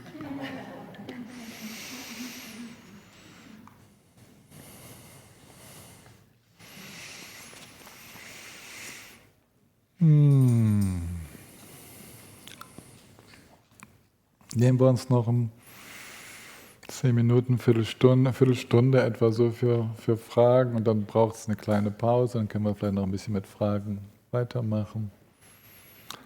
Ist das eine Wortmeldung, gell, Iris? Ja. Astrid da hinten auch. Nee, Kerstin heißt du, gell? Kerstin. Genau. Und so weiter. Sie war im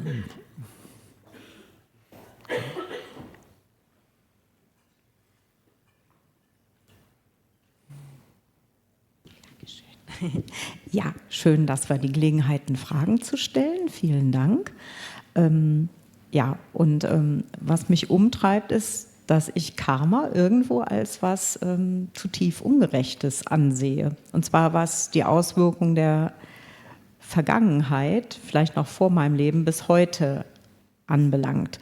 Also wenn es so wäre, dass man sagt, ja, es ist alles Zufall, da könnte ich mich noch gut mit abfinden. Dann, das Leben ist ungerecht.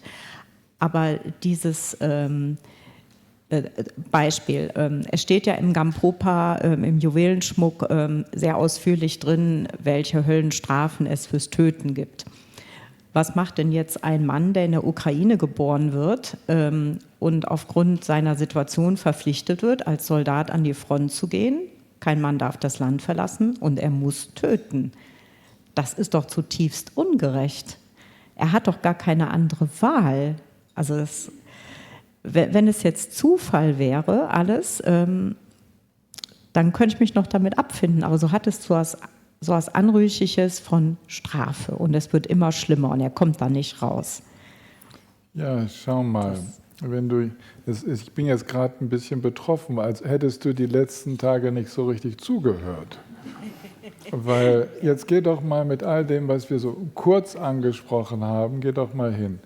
Also nehmen wir mal einen Mann, tötet nicht aus eigenem Wunsch. Okay? Es sei denn, er verwickelt sich in Hass und möchte am liebsten jeden Russen umbringen. Oder so, ja? Okay, er tut es notgedrungen, also er wird sozusagen verpflichtet dazu. Wir nehmen jetzt mal keinen, der sich freiwillig gemeldet hat. Okay, das würde alles einen Unterschied machen. Du merkst, ja? Du merkst das? Karma ist subtil. Der landet nicht in den Höllenbereichen, weil es ist eine nicht gewollte Aktion und unter Umständen erlebt er nicht die geringste Genugtuung und Freude. Wenn er sie erlebt, ist das ein verstärkender Faktor. Ja, und. Und es gibt die Möglichkeit, also wir haben ja, gehöre zu der Generation, wo genau das meinem Vater passiert ist. Genau das, was du jetzt über den ukrainischen Soldaten beschreibst. Und dann ist ein ganzes Leben gefolgt, was eigentlich ein Heilmittel für das war, was damals in den jungen Jahren mit 17, 18, 19 Jahren stattgefunden hat. Und dann geht das in eine ganz andere Richtung. Ja?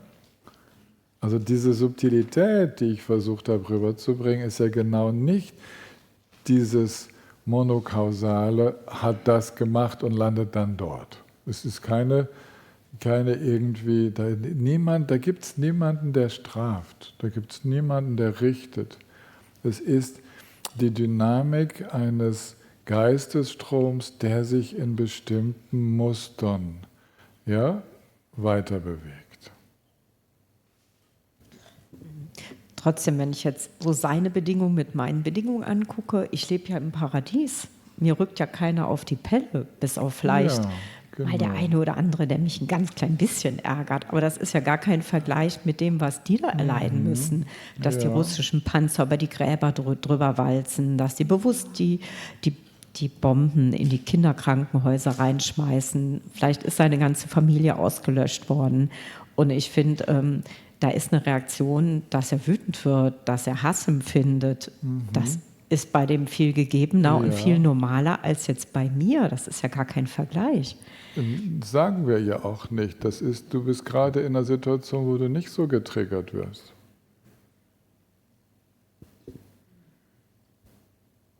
Das würde sich dann rausstellen, wenn du so getriggert wirst und wenn man dir eine Waffe in die Hand drückt. Wonach sehnst du dich? Du sehnst dich danach, dass das keine Spuren hinterlassen würde im Geist der Soldaten? Oder wonach, was so... Es kann alles aufgelöst werden, aber es hinterlässt erstmal Spuren, oder?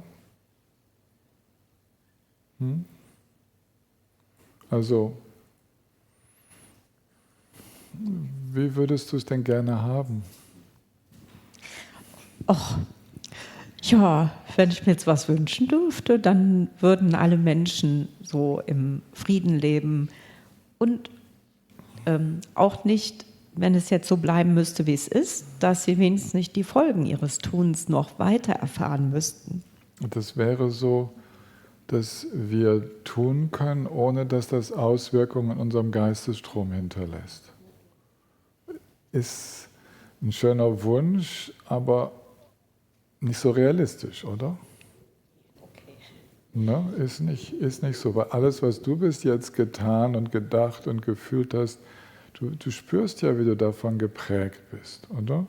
Und nur das beschreiben diese Unterweisungen. Sie beschreiben das, was wir beobachten können.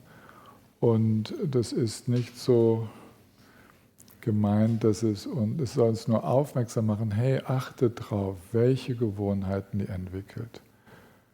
Ja.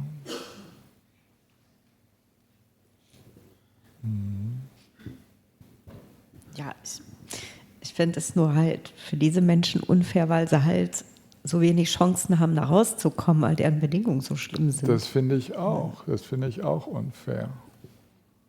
Finde ich auch. Aber damit hat das Karma nichts zu tun. Ich finde es auch unfair, dass es im Leben so ist, dass es die einen jetzt gerade so erwischt und die anderen anders.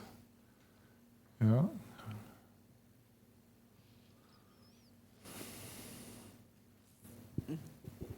Aber die Verantwortung liegt nicht beim Karma, dass es sie erwischt. Ne? Siehst du das?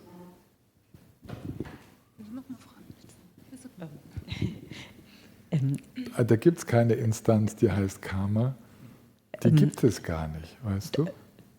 Doch, ich habe da schon so, also nee, ich sehe es nicht so, weil beziehungsweise ich habe es nicht verstanden.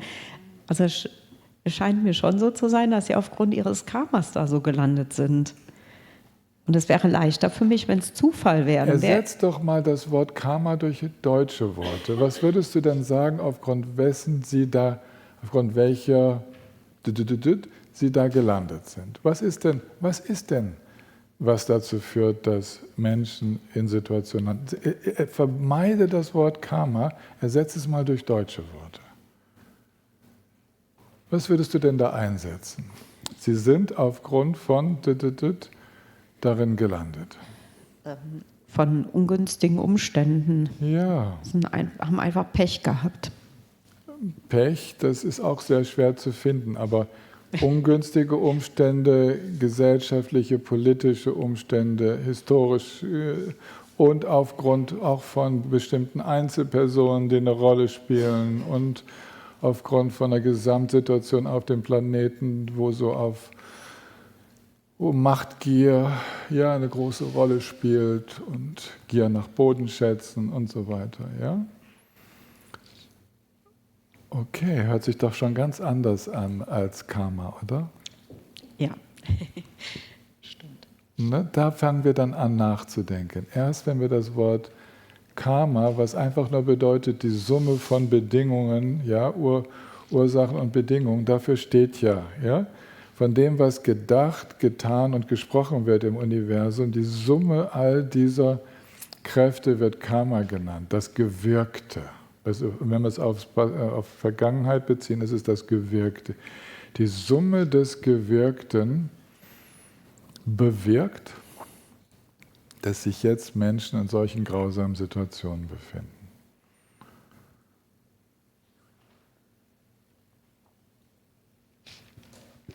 Okay, also ist das Auflösen wirklich durch den eigenen inneren Frieden, weil man dann die Gesamtmenge am Glück in Richtung Glück verändert. Ja, das wäre dann der konstruktive Weg, dass wir in dieser Menge des bereits Gewirkten immer ganz viel heilsame Kräfte hineingeben, damit sich insgesamt die Mischung ein bisschen leichter wird, ein bisschen lichtet so, ein bisschen heller wird. Ja, dann ist es auch schön, wenn man irgendwas tun kann. Ja, genau. Aha. Okay. Dankeschön. Okay.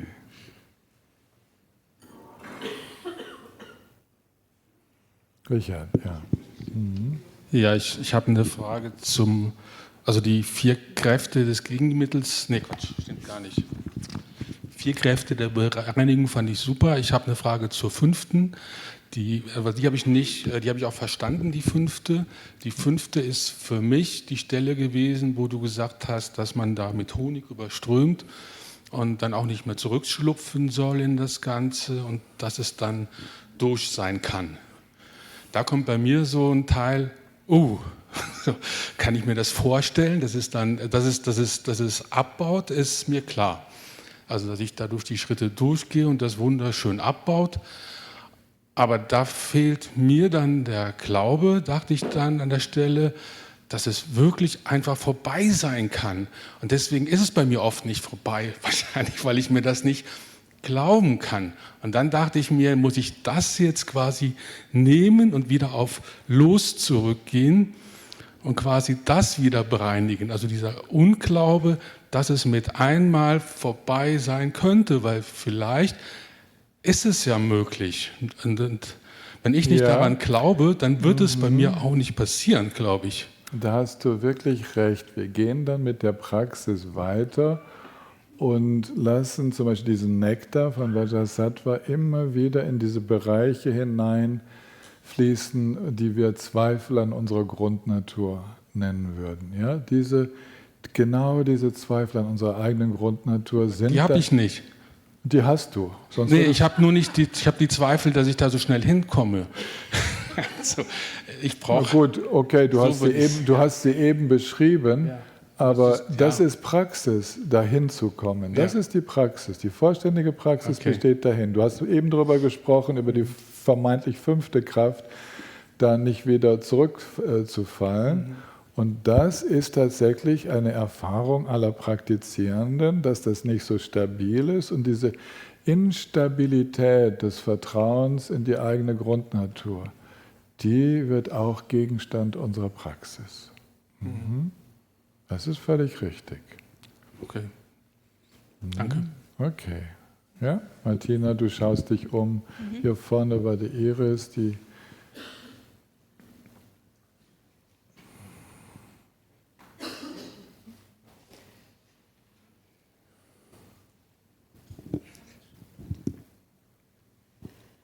Ja, ich wollte fragen, also wie ich mit Verantwortung umgehe. Also wie handle ich, ohne zu handeln? Wenn ich das Ich loslasse, wie kann ich Verantwortung tragen? Also ich habe immer den Eindruck, da entsteht sowas wie eine Lücke. Also ich habe Angst, ich habe das Gefühl, ich habe im Leben Verantwortung. Und wenn ich, was handelt dann? Du hast es mal beschrieben, dass wenn man davor ist, dass jede kleine Sache sozusagen schwer werden kann. Und du hast dann beschrieben, dass du das losgelassen hast und dann alles leicht wird. Aber ich kann mir diesen Übergang irgendwie nicht vorstellen. Lass uns mal über diesen Übergang dann sprechen.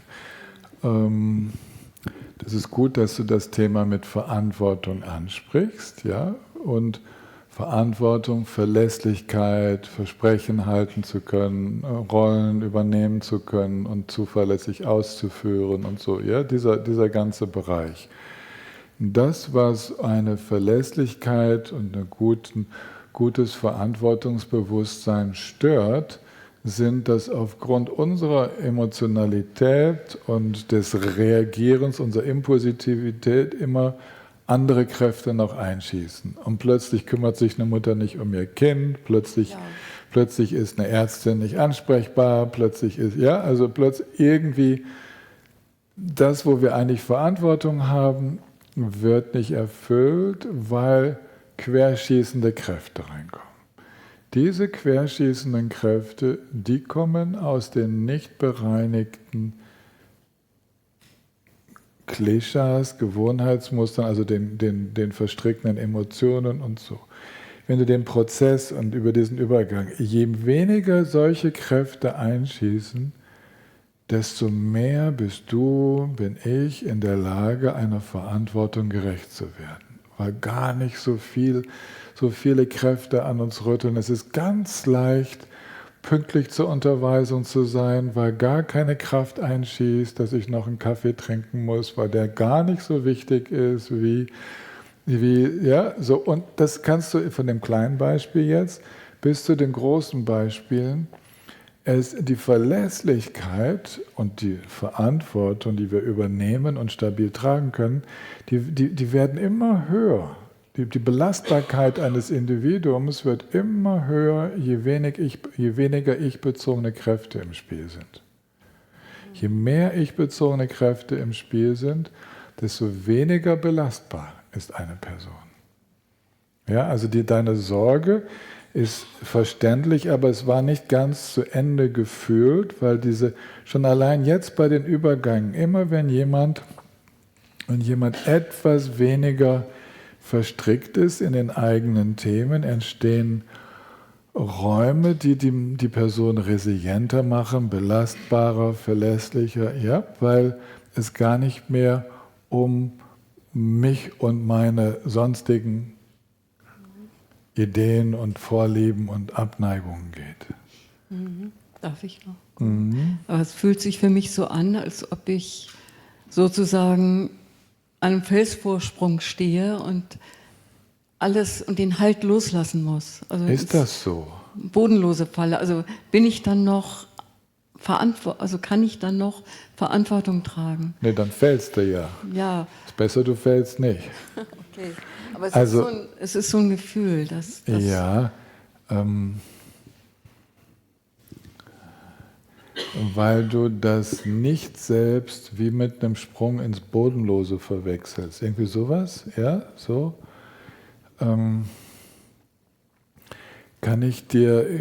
Das passt hier nicht, ja. Da ist niemand, der ins Bodenlose springt, sondern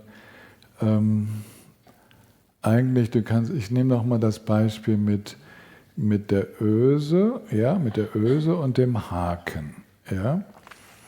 Die Situationen, die auf uns einwirken, ja, was wir in den Nachrichten lesen, was uns die Freunde vorschlagen, was die Sinneserfahrungen jetzt gerade sind, das sind Einflüsse, ja, das sind Kräfte, die auf uns einwirken.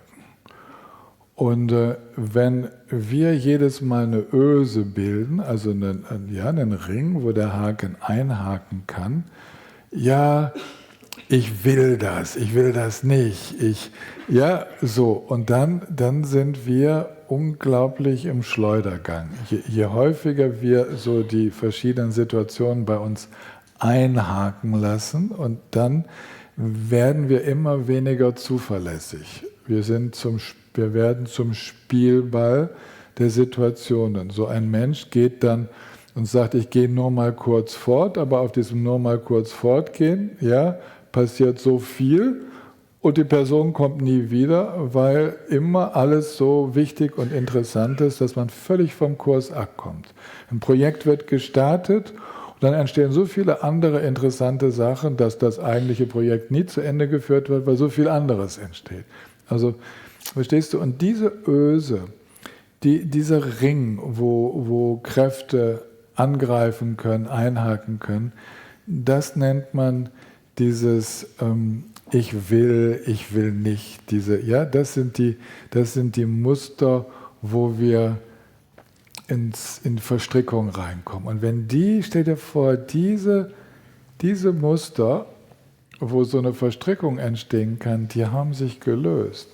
So ein Mensch hat eine unglaubliche Stabilität. Ja? Die Richtung, die da eingeschlagen wird, die Verantwortung, die da übernommen wird, die kann völlig unbeirrt von äußeren Einflüssen, von Verlockungen, von Anfechtungen und so einfach weiter ausgeführt werden. Aber jetzt ahne ich noch sag mal deine nächste Frage, du zuckst gerade, du wolltest noch was sagen. Es ist die Frage eben, was Verantwortung trägt. Du hast ja gesagt, also die Bange, dass ich die Verantwortung dass mir sozusagen die Tools fehlen, um Verantwortung zu tragen. Mal, du sprichst jetzt über einen Bereich, der noch sehr weit von deiner persönlichen Entwicklung ist, aber auch von meiner. Aber wenn jetzt die Frage ist, in so einem ganz freien Geistesstrom, wie formieren sich überhaupt Projekte? Wo wird überhaupt, wie geht man, oder wer oder was geht überhaupt da in Verantwortung? Ne? Und da können wir, also habt ihr jetzt vielleicht nicht so direkten Zugang, aber jetzt so jemand wie Genjen Rinpoche, nehmen wir sein Lebensbeispiel, ja? Der wurde irgendwann gegen seinen Willen vom 16. Karmapa nach Europa geschickt. Das war nicht sein Wunsch. Er wollte noch abdampfen und dann hat Karmapa seinen eigenen Jeep nach Sonada geschickt mit dem Chauffeur und sagt, nee, nicht wieder ins Retreat gehen. Du gehst jetzt erstmal nach Bhutan 3 Jahre und dann gehst du nach Europa. Ja? Und dann hat der Karmapa immer klar gemacht, ich brauche dich als Meditationslehrer in Europa. Der Trungpa Rinpoche kümmert sich schon um die USA und ja, da habe ich genug Leute, ich brauche dich. Okay.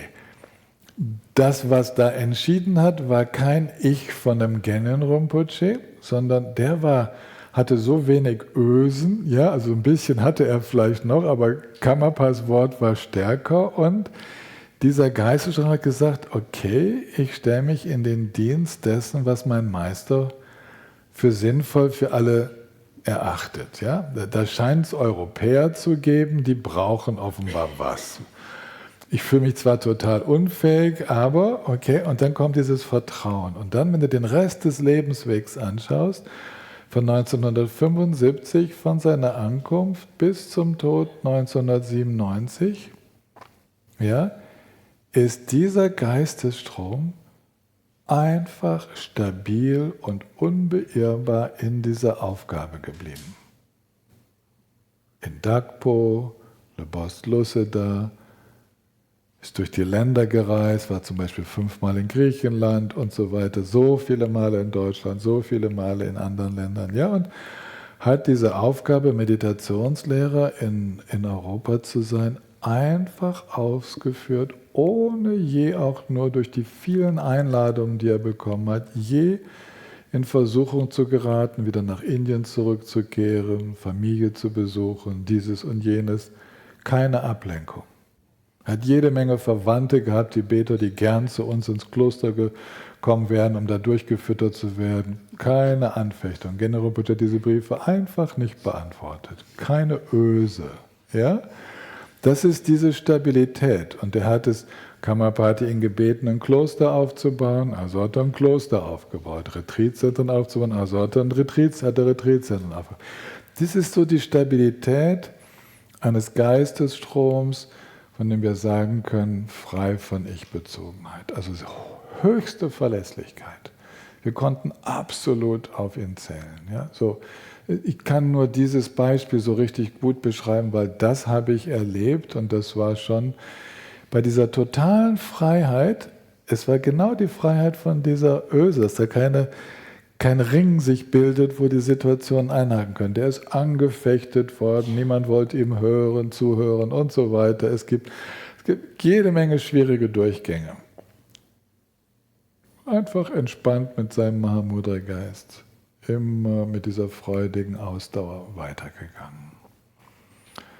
Vielleicht ist dieses Beispiel, hilft ein bisschen, das zu erahnen, so zu spüren? Ich habe das ja schon oft gehört von dir, aber das beantwortet das und das ist halt dann, im Grunde genommen knüpft das ein bisschen an das, was Richard gesagt hat. Also die Überzeugung oder der Glaube daran, dass auch meine oder die andere dann so sein kann, Entwicklung. Ja. Dass man da hinkommt. Ich fühle mich da sehr weit weg von. Ja, genau. Deswegen sagte ich auch in der Einleitung, hey, jetzt sprechen wir über etwas, was weit weg ist. Ja? Aber jeder Schritt, wo wir weniger in diesen verstrickenden Mustern unterwegs sind, macht uns stabiler im Tragen von Verantwortung. Das ist ganz wichtig. Es macht uns nicht instabiler, sondern stabiler. Wir werden verlässlicher, weil nicht mehr so viel Kräfte an uns zerren und uns in alle möglichen Richtungen bewegen können. Es ist nicht so wichtig, dahin und dorthin und dies noch und das noch. Ja, so das ist die Verlässlichkeit, oder die Verantwortung, die wir tragen können, die durch weniger starke ich-bezogene Muster entsteht. Guckt mal, ich habe jetzt den Blick mal gerade auf die Uhr gewendet. Wir machen jetzt kurz mal Pause bis um 12:30. Das sind nur 12 Minuten. Denkt dran, viel kürzer als sonst. Und dann haben wir nochmal Zeit für Fragen und dann erkläre ich euch noch die Fragen für heute für die Gruppe. Ja? Okay?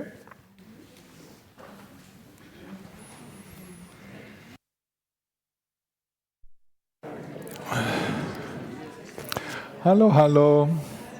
Hallo, hallo.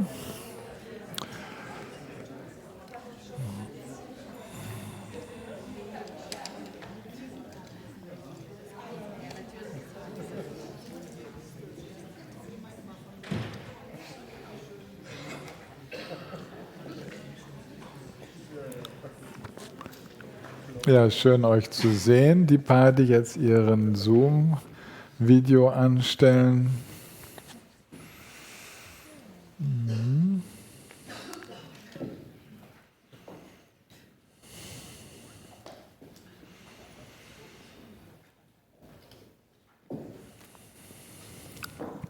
Ich könnte mir vorstellen, dass da Fragen aufgelaufen sind. Dann würdest du, Tobias, jetzt das Mikro kriegen. Hast du schon. Und wir hören jetzt mal euren Fragen zu. Es ist immer schön, wenn die fragende Person ihr Video einschaltet und wenn ihr mir dann helft, die Person auf den Bildschirmen zu finden. Die Elisabeth schreibt. Das ist unsere berühmte Elisabeth Tillmann. Genau. Frage. Lieber Tillmann, danke für die wundervollen Erklärungen zum Karma. Wenn ich dich richtig verstehe, könnte man sagen, dass Zufälle eigentlich ein Zusammenkommen von Bedingungen und karmischen Ursachen respektive Wirken sind. Könnte man das so sagen? Ich denke da unter anderem auch an eine Bergsteigerin, die vor kurzem bei einem Steinschlag in den Bergen verstorben ist. Danke für deine Gedanken dazu. Ja, die Gedanken sind mir nicht fremd. Ich habe da auch mit verschiedenen tibetischen Meistern und Gelehrten drüber gesprochen. Also dieses Wort Zufall, da gibt es welche, die sagen, so wie du es in deiner ersten Erklärung sagst, es gibt eigentlich keinen Zufall, denn auch Zufälle sind das Zusammenkommen von Bedingungen. Aber in diesem Zufall, wie viel davon ist persönlich Gewirktes? Und da kann man im Beispiel deiner Freundin, die als Bergsteigerin umgekommen ist, kann man nur sagen, ihr persönlich Gewirktes ist, dass sie sich so für diesen Sport und dieses Draußen in der Natur interessiert hat, dass sie an diesem Tag auch noch die Entscheidung getroffen hat, da hineinzugehen. Es ist so, wie wenn wir die Entscheidung treffen, uns ins Auto zu setzen. Und der Rest ist nicht unbedingt persönlich gewirkt. Ob uns dann ein Stein auf den Kopf fällt, das ist sozusagen das Risiko genau der Situation, in die wir uns reinbegeben. Und manchmal passiert es und meistens passiert es nicht. Ja, also man muss nicht hinter jedem Autounfall oder Steinschlag und so ein persönlich gewirktes Karma vermuten. Dafür sagen dann manche Lehrer, wie zum Beispiel Khenpo Chodrak, also im Rahmen dessen, was wir persönlich wirken, gibt es dann immer noch 50% Zufall. Ja, also so, ja, ob wir jetzt dann, wir nehmen immer wieder einen Flieger, um aufgrund beruflich oder so in der Welt rumzufliegen, und da ist ein gewisses Risiko dabei, mal entweder bei einer Entführung oder einem Flugzeugabsturz dabei zu sein. Ja? Ob das dann wirklich persönlich gewirkt ist, in dem Flieger zu sein, da gehen die Geister auseinander. Da müsste man müsste ja so viel wissen über vorhergehende Ereignisse tatsächlich in früheren Leben, weil in diesem Leben findest du keinen Grund dafür. Gibt es da etwas, was sozusagen eine erhöhte Wahrscheinlichkeit erzeugt, dann mal solch einen abrupten Tod zu erleben? Und da das für alle, die das betrachten, Spekulation ist, muss man diese Frage dann letzten Endes offen lassen. Also als ich zum Beispiel die Frage gestellt habe, gibt es ein Karma, Kinder zu kriegen, ja, ein Kind zu kriegen?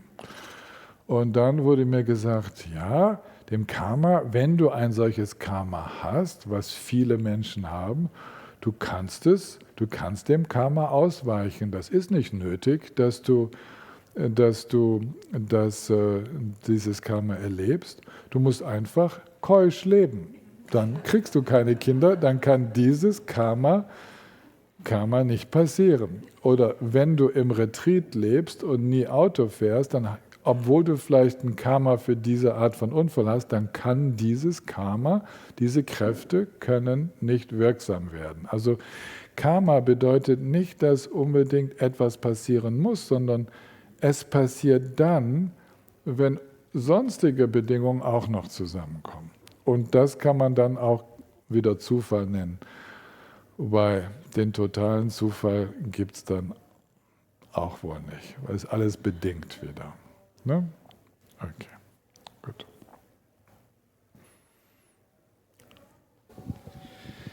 Weiterhin schreibt die Elisabeth, Frage, lieber Tillmann, danke für den wundervollen Lösungsweg, wie man Karma auflösen kann. Das, was mich interessieren würde, ist, wie das Auflösen von Karma möglich ist bei Menschen, die zu Dissoziation neigen und sich dessen nicht bewusst sind und da durchaus über Jahre hängen bleiben.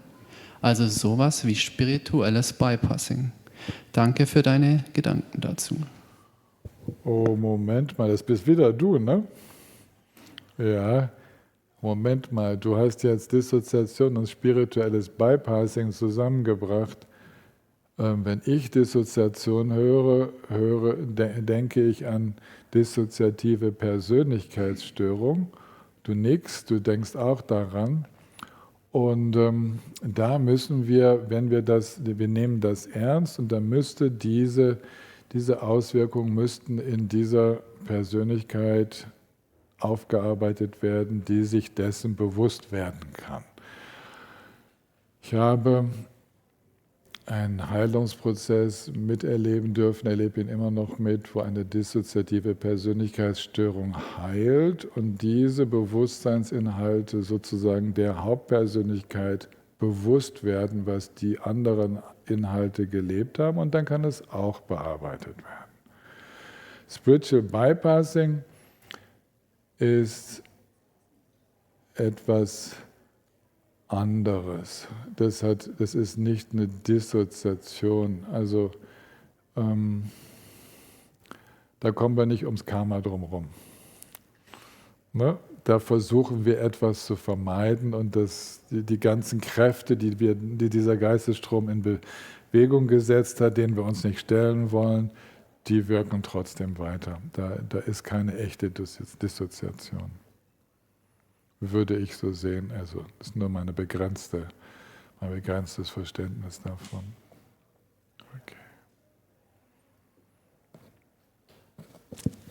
Der Sven aus Finnland schreibt, Karma-Frage. Hallo lieber Tillmann, es heißt ja, dass alles, was wir mit Körper, Rede und Tat ausführen, Spuren in unserem Geist hinterlässt, was wir das dann als unsere äußere und innere Welt erleben. Und auch, dass alles, was wir sagen, tun und denken, als Eindrücke im eigenen Geist gespeichert werden. Ursachen und Wirkung auf relativer Ebene im jeweiligen Leben ist ja einfacher nachzuvollziehen. Wenn der Geist durch Leerheit, Erscheinung gleichzeitig vorhanden ist, wie kann dort irgendetwas gespeichert sein oder Spuren hinterlassen, was dann auch von Leben zu Leben weiterwirkt? Vielen herzlichen Dank. Ja, danke für die klare Frage, Sven. Ich sehe dich, wir haben uns schon begrüßt gerade. Und schau mal, diese Frage mit der leeren Natur, die kannst du dir jetzt fast selbst beantworten, wenn du daran denkst, leere Natur bedeutet dynamische Natur. Bedeutet, dass nichts statisch und substanziell ist. Und dann kommst du zu einem Verständnis dieser Wirkkräfte, von dem, was wir Karma nennen, dass es eben nicht ist, dass Karma gespeichert ist, wie was Substanzielles, sondern dass es Wirkkräfte sind, die im Unbewussten, Unterbewussten, Vorbewussten die ganze Zeit weiterwirken und nie eine Speicherung erfahren, sondern eher mehr so wie kreisende, so feine Energien, so latente Bereitschaften sind, in einer bestimmte Richtung zu denken und dann auch zu handeln. Ja? Das ist ein dynamisches Verständnis. Ich bin jetzt mit der Neurophysiologie nicht mehr so up-to-date, aber ich habe mal gelernt, dass auch Gedächtnis eigentlich eine kreisende Funktion ist und dass nirgendwo irgendwie Gedächtnisinhalte abgelegt werden als punktuelle sozusagen Ladung, sondern dass das wachgehaltene, auch wenn es unbewusst ist, Energieströme sind. Und so kannst du dir das auch mit dem Karma immer wieder herleiten. Eigentlich sollten wir dieses Wort rausschmeißen und immer von Wirkkräften, Wirkungen und dergleichen sprechen, sodass wir bei einem dynamischen Verständnis des Universums bleiben. Ja, und dann weißt du sofort, dass leere Natur und Wirkkräfte überhaupt kein Widerspruch sind, sondern dasselbe eigentlich sagen, weil alles Kräfte sind, hat nichts Substanz und deswegen sagen wir, es sei leer. Leer heißt ja nicht, dass es das nicht gibt, sondern es heißt nur, dass es das als Ding nicht gibt, als etwas Festes, aber als Energien, die wirken, als Kräfte, die aktiv sind, gibt es alles. All unsere Gedanken sind wirklich. All unsere Gedanken, alle unsere Bilder und Impulse sind wirklich. Sie wirken, aber eben, sie bleiben nicht, sie verpuffen.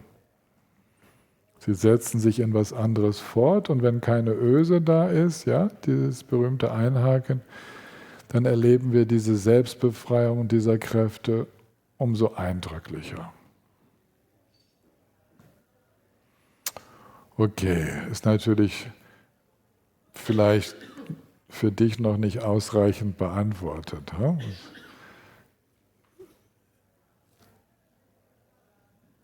Okay, du schreibst dann noch was. Okay, gut. Tobias? Die Eva schreibt, ist es Karma bedingt, wie die Situation ist oder wie ich sie erlebe, beziehungsweise wie ich darauf reagiere? Ja, bingo, Eva, grüß dich.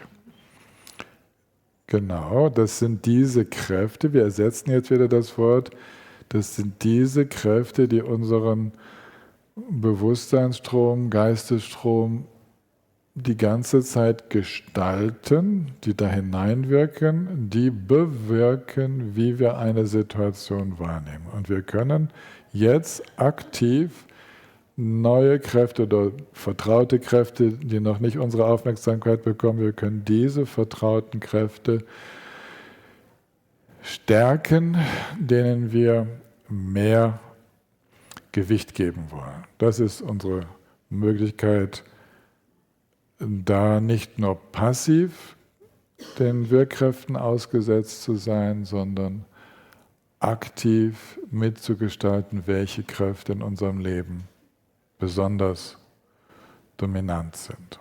Aber eben, wir können nicht einfach diese Gesamtsumme der karmischen Kräfte einfach bloß durch eine Entscheidung verändern, sondern es ist ein ständiges Hineingeben frischer Kräfte, die etwas Heilsameres, Befreienderes haben, und die anderen werden allmählich weniger. Okay. Die Barbara, gibt es ein Karma, kein Kind kriegen zu können? In Klammer, also trotz gesunder Lebensführung, gelungener Beziehung und. Ja, scheint es zu geben. Aber frag mich nicht, wieso.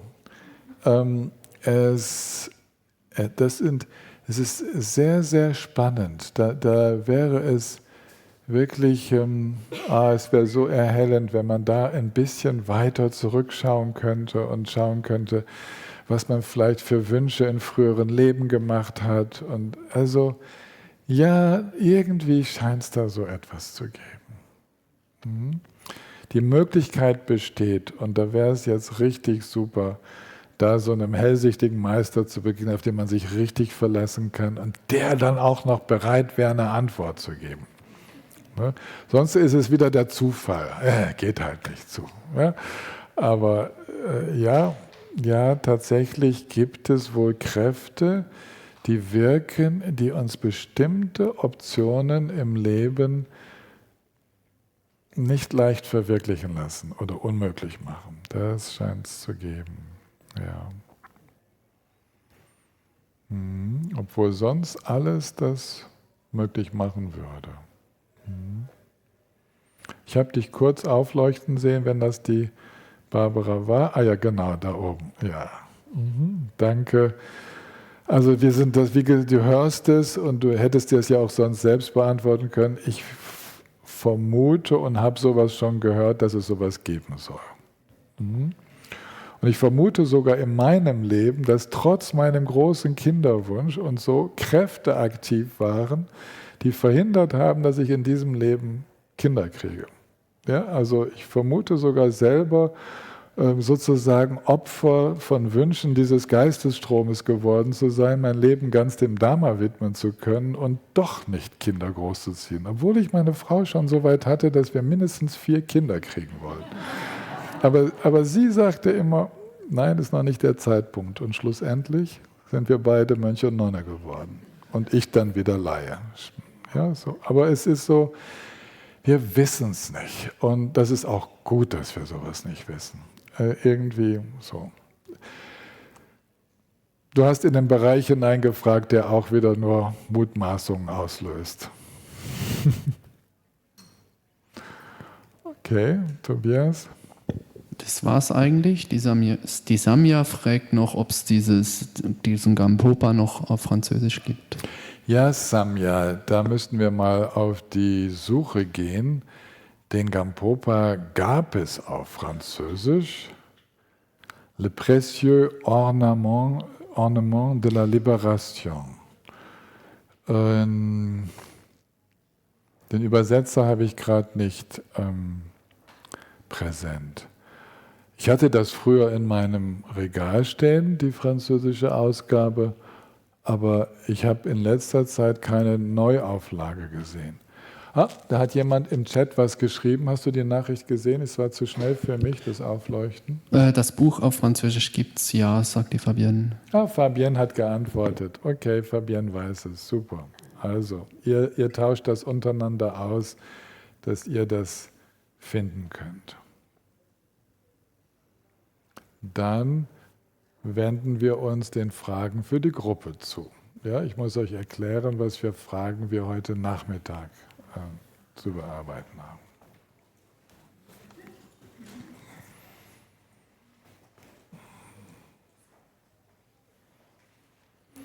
Diese Fragen heute Nachmittag, die beziehen sich auf die Unterrichtseinheiten seit der letzten Gruppenarbeit. Also geht es nochmal zurück. Erste Frage, wie könnte meine Dharma-Praxis mehr Lebensfreude stimulieren?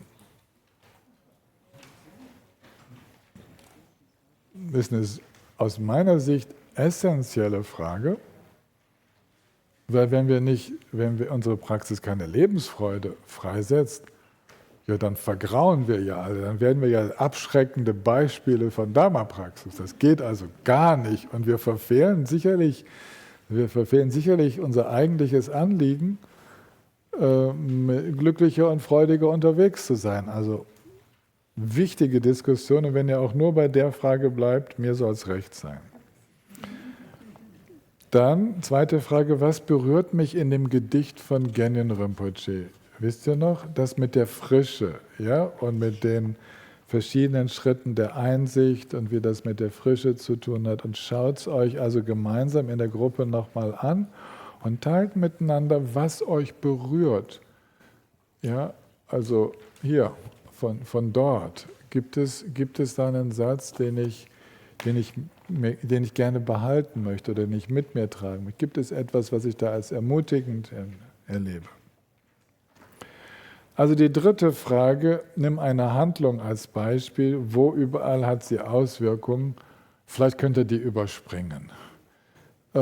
Es ging mir darum, das zu machen, was wir an der Flipchart gemacht haben. Ja, also nehmt eine x-beliebige Handlung und man könnte fast sagen, schaut doch mal, wo sie keine Auswirkung hat, weil es gibt eigentlich keinen Bereich oder kaum einen Bereich zu finden, wo hinein eine Handlung nicht wirkt.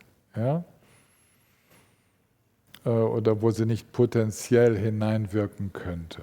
Aber wenn ihr wollt, spielt es mal durch vielleicht sogar mit einer Entscheidung, die ansteht in eurem Leben, spielt sie durch und schaut, in welche Bereiche diese Handlung hineinwirken könnte oder in der Vergangenheit schon hineingewirkt hat.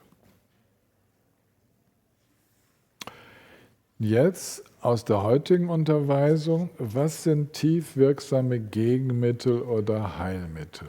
Dass ihr euch darüber nochmal austauscht, immer vorausgesetzt, ihr habt überhaupt das Bedürfnis, so die eigene Praxis als Heilmittel für die Verstrickung, für die verstrickenden karmischen Muster wirken zu lassen. Wenn das, ja, und dann ist natürlich wichtig herauszufinden, was wirkt denn besonders tief in mir. Und ich habe auch da wieder, obwohl die Frage das jetzt nicht so ausdrückt, das Bedürfnis, dass ihr aus eurer Erfahrung miteinander teilt, was tief wirksam ist. Dass es nicht also angelesen ist oder weil ich gesagt habe, ja, oder es steht in den Büchern, die leere Natur, die Erkenntnis der Leerheit, das ist das tiefst wirksam.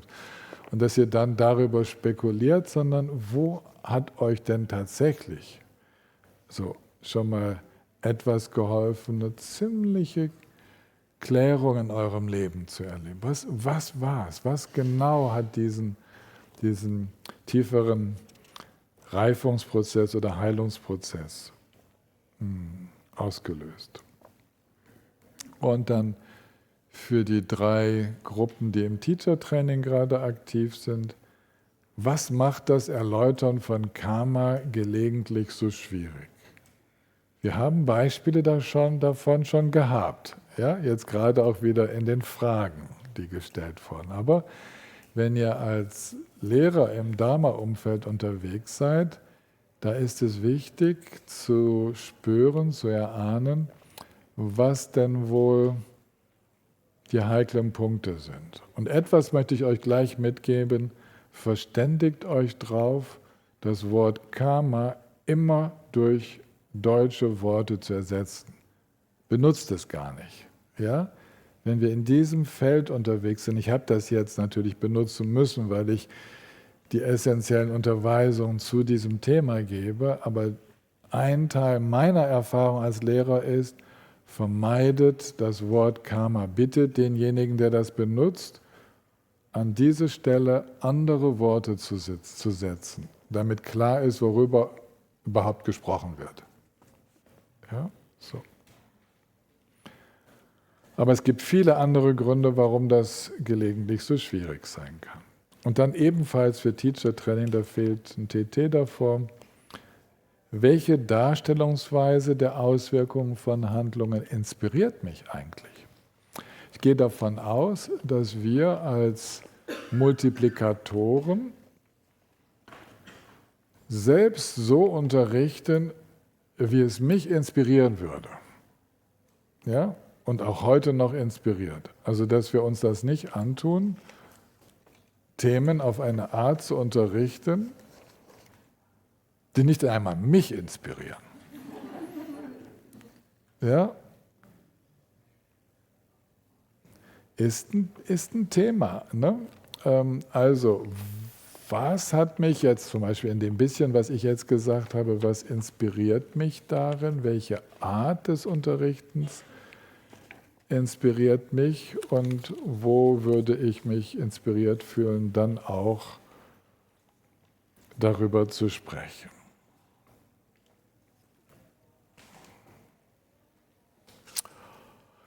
So viel gesagt, möchte ich die drei Gruppen vom Teachers Training gemeinsam sehen.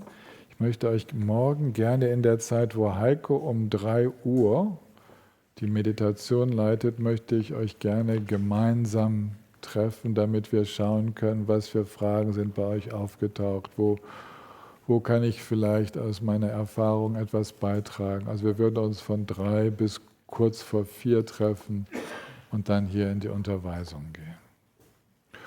Und ich mache die Ankündigung jetzt, obwohl ich sie normalerweise nach der Widmung mache. Am Freitag, also Donnerstag ist klar, das seht ihr, da ist sowieso Förderkreistreffen und dann 4:45 die Shakyamuni Sadhana mit mitlaufendem Zoom. Und am Freitag seht ihr vielleicht auf dem Plan, dass mein Unterricht von 5 bis um 6:30 geht. Wir machen eine 1,5-stündige Sitzung in einem Rutsch durch. Der Grund dafür ist, dass ich von 4 Uhr an weg bin. Ich bin kurz bei einer 20-Jahresfeier von dem Dharma in Brasilien. Vor 20 Jahren war es so, dass ich mit Gelek zum ersten Mal nach Brasilien gefahren bin. Dann habe ich die ganze Mahamudra-Übertragung gegeben, die Lojong-Übertragung und so weiter. Und Gelek, Irene und ich, wir treffen uns zusammen mit der brasilianischen Sangha für eine Dreiviertelstunde online, die feiern dann noch weiter, aber das sind jetzt 20 Jahre und einige erinnern sich, ich war 14 Mal in Brasilien und habe da sehr intensiv mitgewirkt und deswegen ist es mir ein Anliegen und mit der Zeitverschiebung ist das halt um 4 Uhr. Und der Heiko, der macht am Freitag um 3 Uhr mit euch die Praxis, vermutlich Kombination von Shakyamuni und Meditation, ja?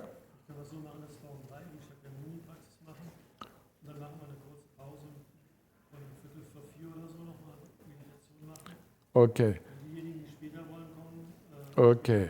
Also Vorschlag von Heiko ist, um 3 Uhr Shakyamuni-Praxis, 3:45 kleine Pause und er macht dann mit euch nochmal eine stille Meditation ab 4 Uhr. Für die etwas später dazukommen wollen, die können um 4 Uhr dazu stoßen. Ja? Damit eure Zeit auch genutzt ist, wenn ihr sie nutzen wollt dafür.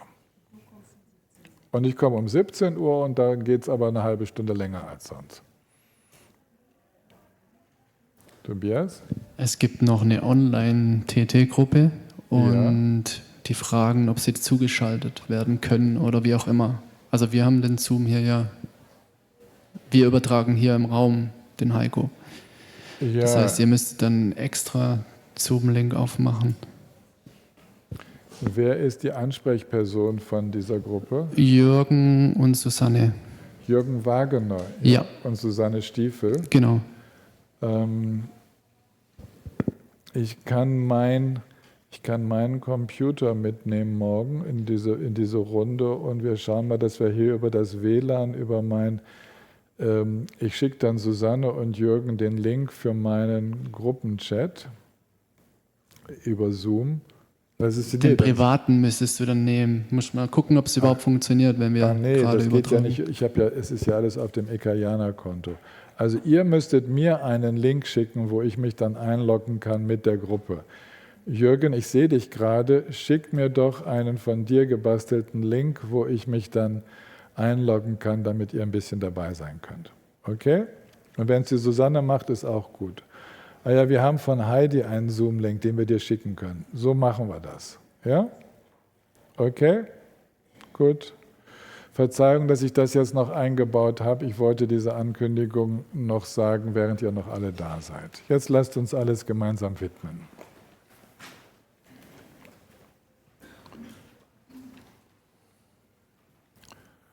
Sunam de tam jesik panin tabne nepen janam pamjena Keganatim palam tumpayi sipet sole jawa jawa sho Jambem pavun jita kempadang kanto sampo deyang deshinte Deda kunji jesu da lom jing ewan deda tam jedam tungum Sangye kusum nepe jen lamdan shani minju dempe jen lamdan Gendu meche dempe jen lamji jitang owaman lamdum pai